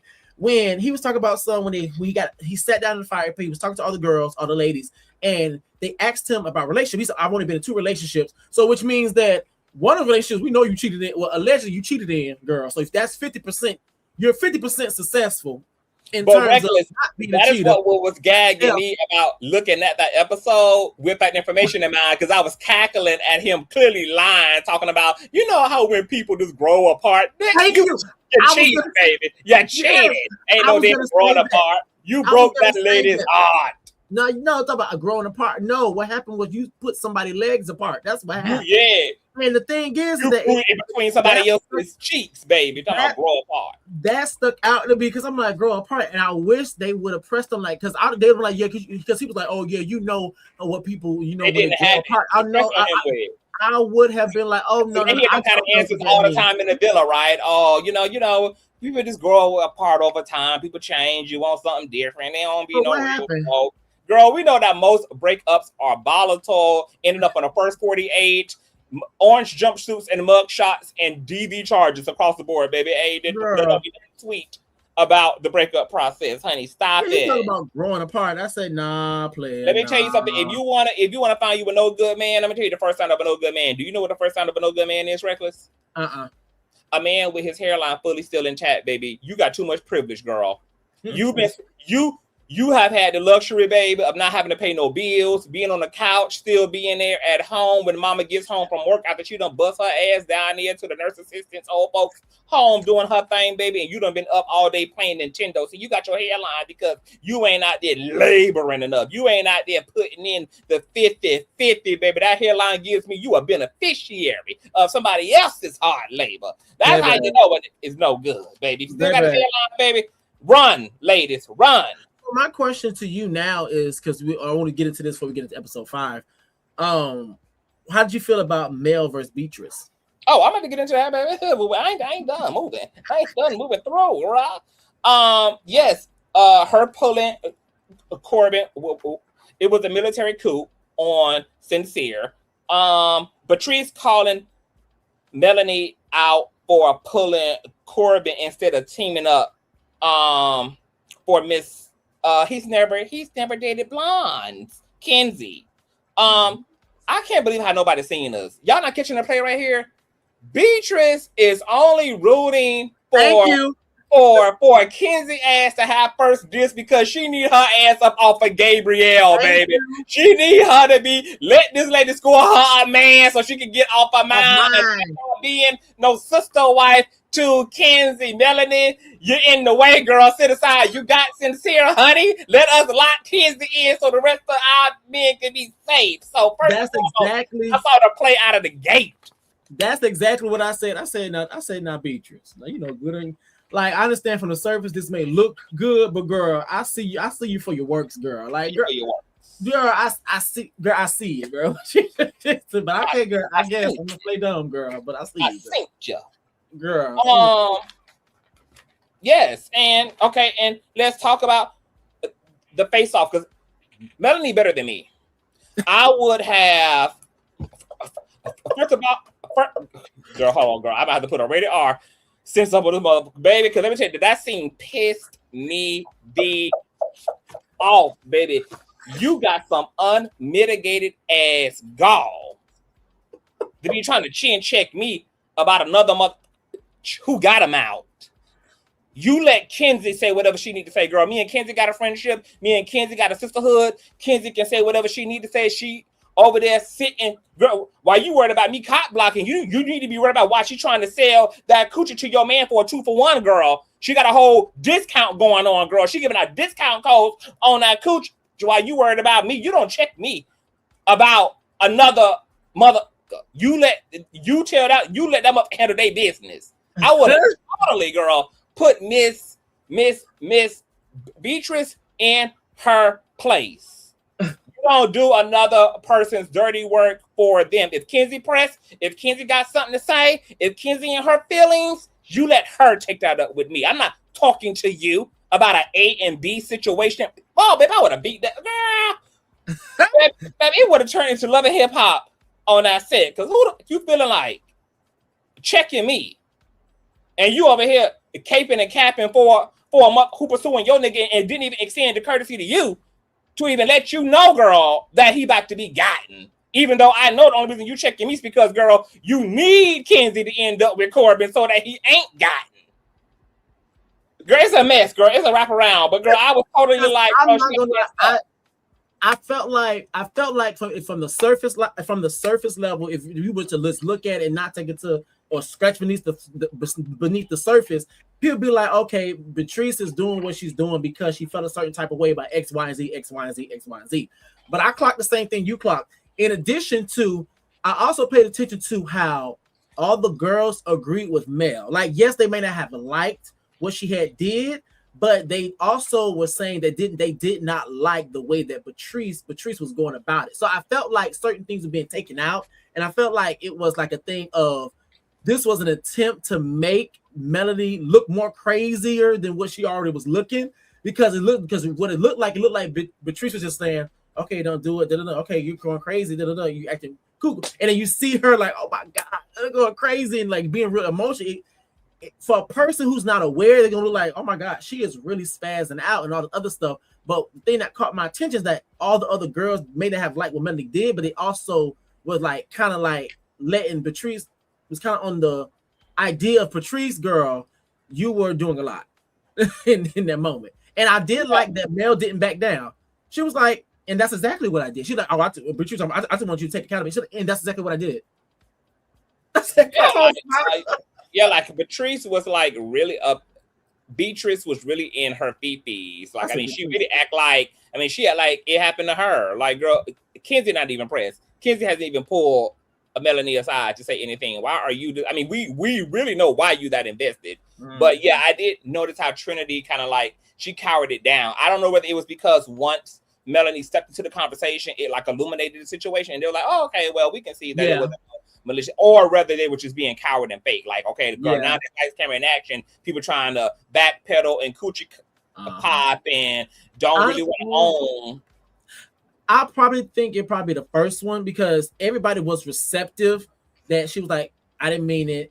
I think the only person that wanted to really push the issue, and I think I'm being honest, I think, girl, we weren't supposed to be on this episode so long, but it is what it is. No, girl, it is what it is at this point. I think it's more of the fact that when Beatrice realized that, you know what, I'm gonna call her B. When B did not realize that Mel wasn't backing down, that's when she wanted to like clean it up. Oh, yeah, I want to clean it up, because before Mel came back, she was like, I'm gonna tell her right now. She was like kind of talking all that big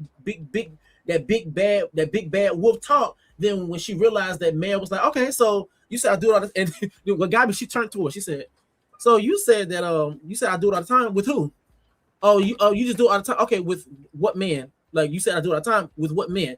Oh, I can't recall a time. And then she's girl, I was here for it. Yeah, like Melanie had her like stuttering and stumbling, girl, had her dazed and dazzled, because You just over here building a fake ass case against me, girl, all because you really the one that got secret ulterior motives. And now, you know, I'm in here running down on you. I wish that Melanie wouldn't have gotten so upset and she just would have held. Yeah. Like, I wish she would have been just more. I don't give a fuck about it. Don't talk to me. Look the other way, and you go worry about putting a condom on Gabrielle instead of worried about me. Okay. Meanwhile, he over to sleep. Meanwhile, he over to sleeping with grandma's. Girl, bye. Episode 5. Okay, girl. So now, episode 5. This is a continuation of the blow up or the confrontation between Mel and Beatrice. So Mel ends up walking away. She is pissed. She is hot. She is over it. She's walking away. Beatrice, long story short, she really does not give a F. She's like, I do not care. I said what I said. The girl is being sensitive. Trinity's trying to speak with her, let her know. Like, the thing is that maybe it's coming off because you don't know her like that. So it did feel like he was trying to check a person instead of quote unquote being a friend, or trying to be someone that's trying to become a friend and trying to give constructive criticism. And like I said here, others agree with Mel. Like, they may have not have agreed what she did, but she took accountability. She's first cleared it up, say, hey, that's not what I meant. But Beatrice still wanted to push the issue, which forced the other girls to kind of agree with Mel. You don't really push the issue when the other person has taken accountability for it. Now, Sean and Bryce have a conversation. Sean pulls Bryce up to the side, lets him know that, hey, just so you know, we be hiring the villa, but I'm going to be pulling Trinity over for some chats and stuff. I'm just letting you know. Cool. Corbin and Kenzie, girl, let's get into this, because, girl, Corbin and Kenzie have a conversation. And the first thing that long story short, Corbin is running game. Kenzie made a comment saying that, are you I-effing me? And the first thing I said was like, no, you're not. You're not I-effing him. It's just the fact that you have crazy eyes. Like, that's what I see when I look at Kenzie. It's the eyes like this. It gives that type of energy. And then I want to say they kissed, girl, within their conversation, because now at some point they're going to be turning Corbin every which way but loose. After one chat, there's the next chat. He is a hot commodity within the villa. Then Mel and Sincere, they end up having a conversation. Mel explains about the confrontation with Beatrice. She was very upset. She did not like it. Sincere, meanwhile, while she's trying to have a conversation, Sincere's trying to figure out. So are you trying to explore with Corbin? Like, that was a funny thing. Like, she's trying to tell what happened because she's really upset. He's like, yeah. So are you trying to explore with Corbin? Girl, Sincere was shaking his boots, girl. Kata and Corbin. Kata pulls Corbin for a chat, and like I said, he's running game. He's trying to get a kiss from Kata. She declines, and apparently, from what we know, is that he asked 3 times and she still declined. And I said the thing is, when it comes down to Corbin, he likes to be in the realm of that plausible deniability, and we're gonna get into that a little bit later. Trinity and then Corbin has a conversation. Trinity wanted to come talk to him. They're having a conversation.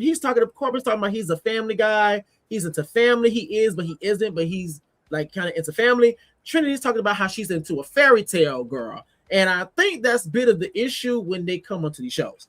Now, Anaya ended up pulling Corbin for a chat after Trinity, girl. And talked about him being a lover boy, how he's only had 2 relationships, and he is a family person. He is, but he isn't. In addition to, you have to bring that up out of him, which means a lover boy. So, girl, that was another red flag that I seen. I'm like, what? So, what does that mean for the other side of that? Bring you up out of you. So, does that mean you're a thought? Does that mean you a cheater? Like, what does that entail? And especially knowing what we know now, girl, that might entail a lot.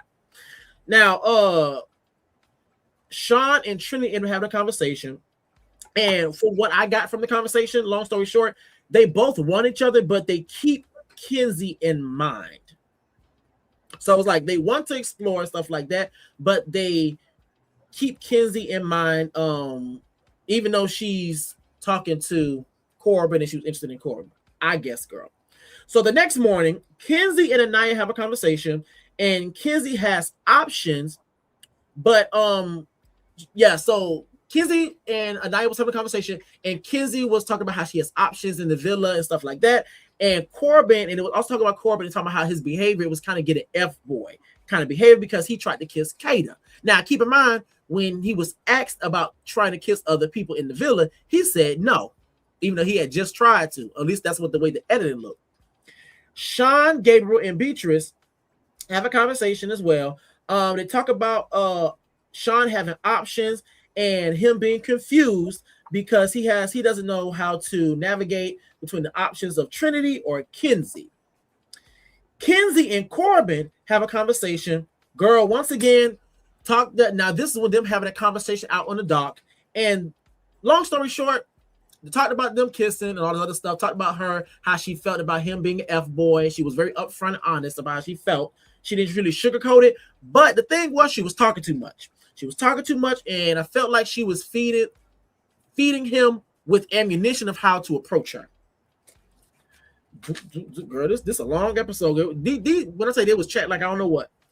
Mel and Beatrice ended up having a conversation, and they wanted to talk about the confrontation that they had the day prior.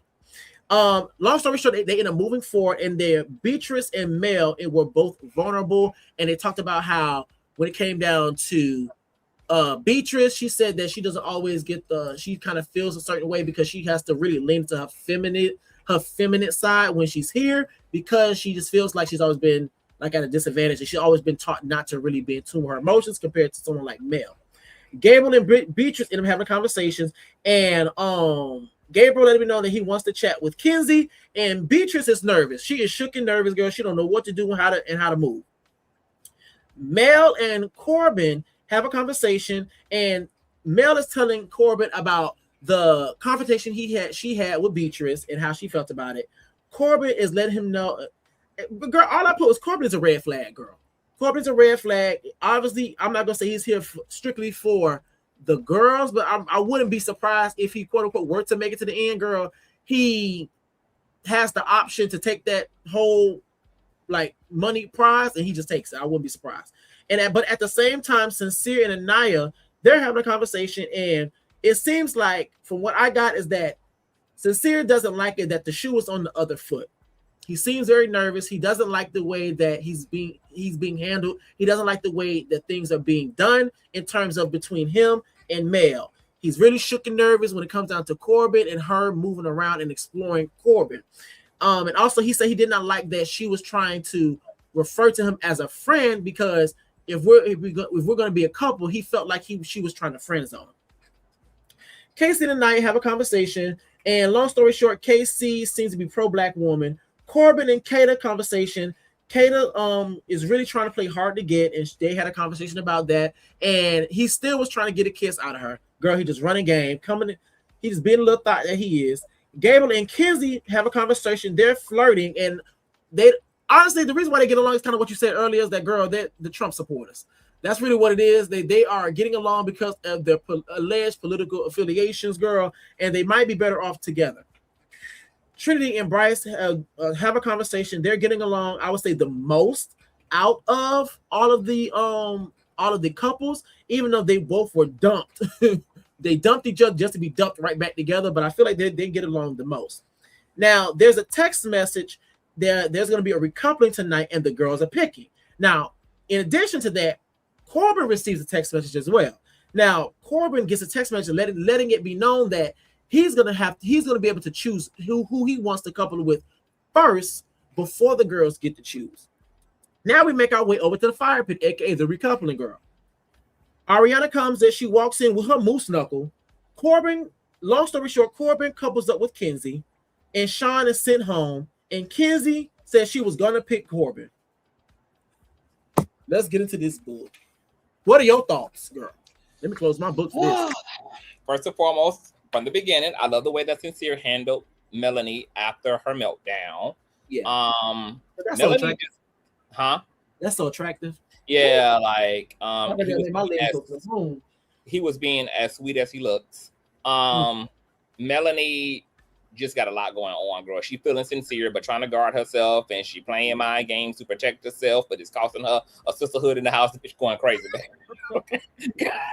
Girl, calm down. Calm down, Melanie, girl. You're still trying to hold on, girl. You're trying to hold on. Sean pulling Trinity and Trinity trying to be mindful of Kenzie. That was interesting. Sean, you know, as we talked about earlier, trying to explore which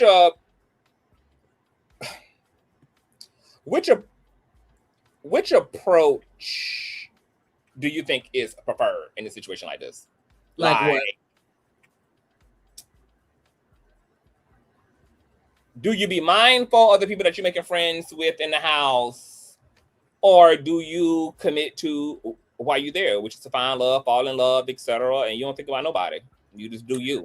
I think the thing is that you can be mindful, but at the same time you can talk, chat, and things lay where they lay. Like, I think the reason why I said it is because the person, because I've seen it for myself. The person I would say that did it the best from what I've seen so far was Miguel from season 6. Yeah, he moved around everywhere, and he was very open, honest about I'm gonna move around. Just because I couple with someone, that does not mean that I'm not gonna be still moving around.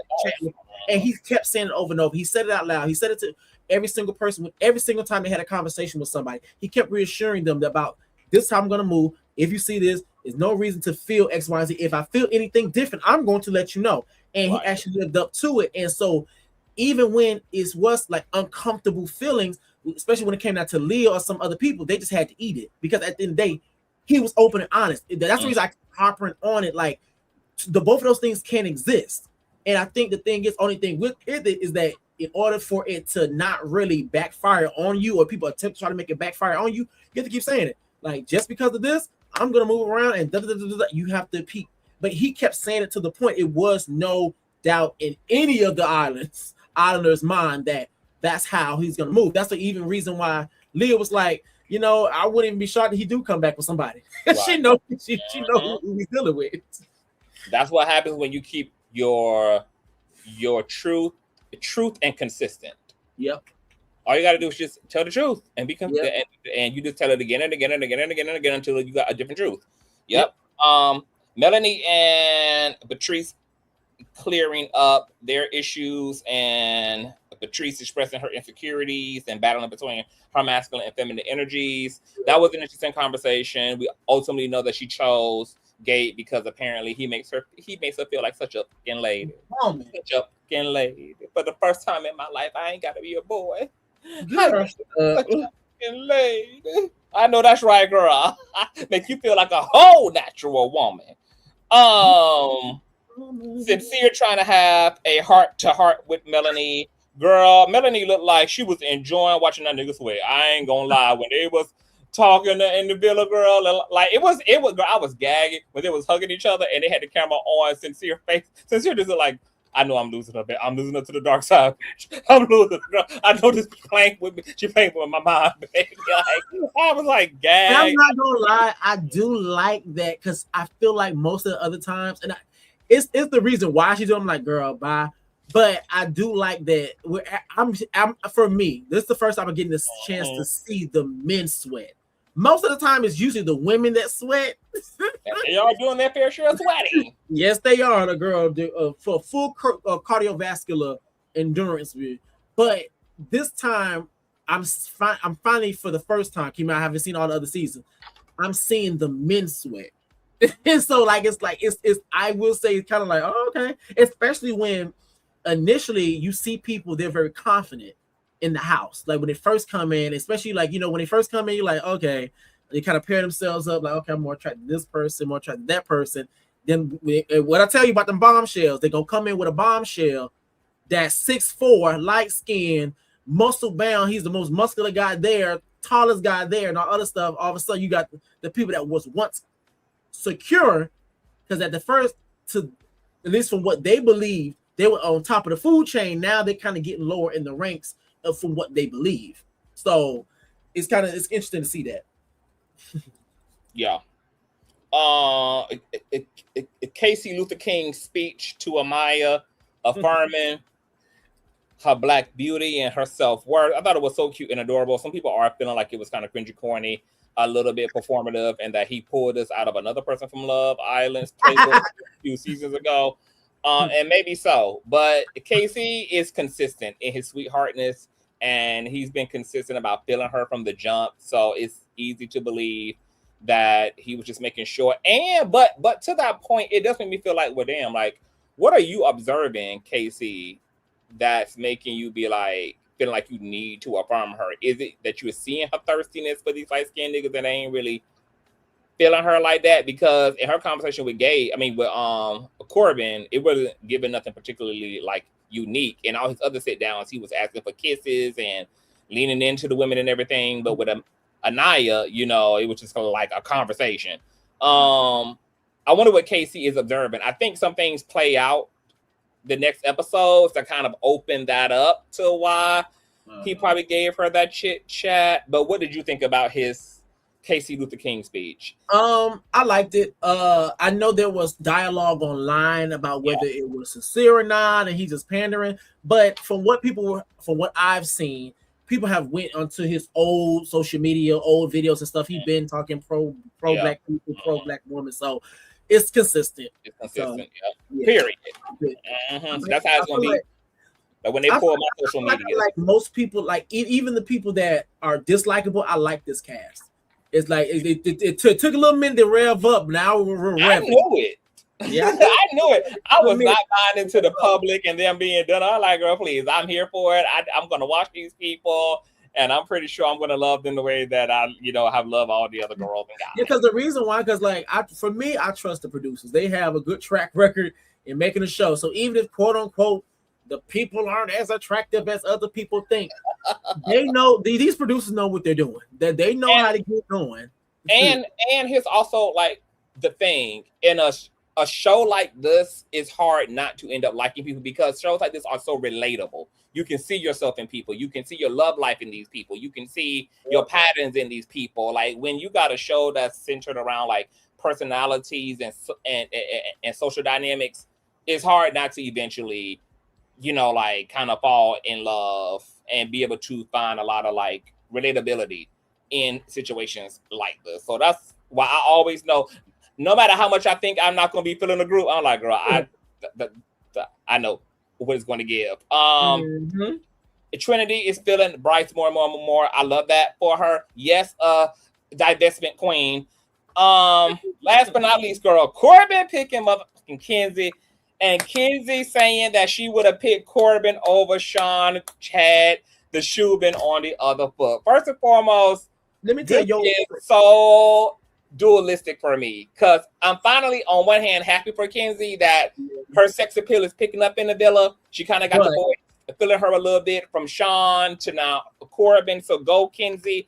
But I am so confused by Little Miss. He's never dated a blonde because you and Sean had this whole lonely rejective conversation about how y'all just want to be loved, and my type is the person who's going to stand on the green circle and who's going to choose me. And here it is. Sean is choosing you again and again and again. Y'all got a good thing going. That man is making you avocado toast in the morning. That man is wide open, bushy tail, just like you, eager and ready to move on, girl, into the fairy tale of it. And you're going to pick the person that wets your coochie. The mushy you screaming without the S. And didn't she turn around and tell Corbin? She gonna tell him that flat out, like talking about really turning me on. Who she said that to? So ain't nobody really. Girl, you done threw your coochie at every man who done been there. Talking about ain't no other man making me. Girl, I am. This is why Kenzie is dizzy. This is why y'all be single and toe up. Y'all gonna choose man. Maybe you're more your physical type, but Sean is holding his own aesthetically too. Sean is built. Sean is sexy. Sean got he's very hard. I mean, he's just got it all, girl. Like I'm confused why Miss Choose, the person who chooses you, is jumping ship. Especially when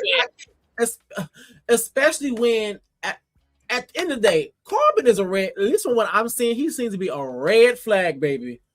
red as it's a red flag. And that's what I wrote in my notes earlier when they was talking on that doc. I said that Kizzy was talking too much. And the reason why I'm saying it is because she was too busy saying things like, I like the little things. He makes I like when Sean makes the eggs, their shape of hearts and stuff. And then the next thing we know, we have what's his name? Corbin making pancakes in the shape of a heart. And the thing is that if that's one of the most dangerous things you can do during dating is when you give too much information on what you like, or you give too much information on what appeals to you. And the reason why is because when you have somebody that may not be there for genuine reasons, they can just morph into the thing that you like. I.e., that's like he's making these heart-shaped pancakes for you that Sean been doing for you. Even though in my eyes, at least from what I'm seeing right now, Corbin is a walking red flag, girl. I mean, and I get it. We know more at this point about Corbin than they do because they're in the house. We get the outside intel. However, it's like, even set that aside, you've known Sean at this point longer. Sean is literally the male you. He's literally in your same predicament. You can't see how the universe has literally created it so that you and him belong together, girl. Like, it literally has, like, the energy has allowed everything to play out the way it's playing out to bring you and Sean together. And here it is, girl, overnight, you're gone because of lust. You're gone because of lust. And that's all she kept talking about is screaming with the S is silent, girl. And that's why I don't feel bad for the way that she feels Zach did her. Because look at how you doing, Sean. Did you have a conversation with him, girl, and say, girl, you better get ready? I don't know what you about to do, girl, because if Corbin chooses me, I'm out. No, I want to be clear. When I first said that, that was based on information on that first episode or the second episode. Now, since we have progressed to this fifth episode, I don't feel bad because the thing is, girl, you just did Sean like that. And the thing is that out of the two, based upon the information that we know as the public now, from what it seems like from our POV, Sean would have been better for you. Like, he's the one, like, don't get me wrong, Corbin's a fun time, you have fun, a lot of stuff, but the track record and the red flagness of it all, he's for love and not a fun time. But I don't even know now. Like, Kenzie got so many mixed signals going on that I don't know what the hell. I don't know whether she's just bad at dating and she just throw, like, girl, she the kind of girl who gonna give it up on the first night. Like, she's gonna be like, I'm looking for love in a serious thing, but then be sleeping with the man in the back seat, like, on the first night. Because the way she was giving up to Gabe, I'm just like, hello? Like, what? Like, even Patrice she ain't even put her legs behind her ears yet, girl. Like, why is you, what are you trying to do, Kenzie? Like, so I don't know whether Kenzie is there for a good time and there for love, or whether she's just bad at this and she just throws everything into the pot and it just get messy real quick. But yeah, like, Kenzie, you're losing your credibility, boo. Like, you're moving real zigzag and crazy. That was weird, diabolical, girl, to let Sean walk out the house. And girl, I bet you her and Corbin probably ain't gonna make it 3 episodes. Mm-hmm. Yeah, because honestly, the other bomb, like the other he bomb, was already telling her a lot. He was already saying that he wasn't kissing up on other girls and making all the girls feel like they were the only one when that right. Like, which already show he's lying. He's already a liar, and that's what I'm saying. And she learned that and still chose them in it. Well, like, still was like, yeah, I still would have chosen them. Girl, Kenzie, you're goofy, girl. I don't even. And the reason why the whole thing was Sean, another reason I'm saying the consideration part of the way that, now keep in mind, a person doesn't have to do X, Y, and Z. Everybody's grown. But the reason why that appeals to me, because that shows that you are considered. It shows, for me, it's a character thing. It's stuff like that would have attracted me. Besides the physical, when it comes to Sean, is that type of stuff. You're pulling people to the side, letting them know, I'm going to have a chat with them, because it shows that you have a respect and a consideration. And integrity. And that's the attractive. And that's what creates safety in relationships. It's not really so much of what you do, but how you do. If you're a good communicator, you're honest, you're mindful, okay, you're like, people can work with the situation. Mm-hmm. Girl, when I tell you I was spooked. Kenzie had me spooked, girl. Yes, girl, I was through with her. And the thing is that anything can happen within the season, girl. They're known to bring people back, and also you see what they did with Nick and Olandria, and also in addition to that, they like Rob. And Rob. When they come in one season, next following season they come in again because they probably feel like they didn't get a chance. Only God knows. He may be back. Or he might be on the Beyond the Villa because they apparently doing it to almost every single season on the US. So only God knows, girl. It's a mess, girl. These people are messy. These people are emotional. These people are a train wreck. Baby, these people got it going on, honey. We're going to see what it gives. But this was our episode 1 through 5 review. Reckless, any final thoughts? I'm going to go through these notes because I want to make sure I drug Kenzie long enough because she pissed me off with that. Oh, because that was the thing. When Corbin chose Kenzie, before she actually said it, I was like, maybe there was a possibility that she was going to choose Sean. But Corbin chose her, so it left Sean out because everybody else wanted to go to their safe place. She clarified that thing, baby. She clarified. And I'm glad that the producers left that part in there, girl. That's key analysis intel, girl. We needed that. I needed that little tidbit of information right there. Thank you. Baby. Thank you. Kenzie is a goofy. Kenzie is a goofy girl. That's ridiculous. It, girl. That's it. That's all, honey. Well, I haven't even seen episodes 6 through 8 now. I think that's out. New episode came out tonight, so I'm going to be binge watching tonight, child. We'll be seeing y'all, I think Reckless said next Tuesday. I kind of want to do either Monday. I'm going to try to do it Monday. Let's try to do it Monday. Okay, so either Monday or Tuesday. We'll be seeing y'all with episodes 6 through 10. We may have our boo, Delight in the building who was supposed to join us, girl, but she had to put out her popcorn, baby, and experience it in real time, the episode tonight, okay? But she'll probably be joining us next Monday or Tuesday, and we'll keep y'all informed. Tell us what y'all think, girl. If y'all are not watching Love Island, get into it, baby.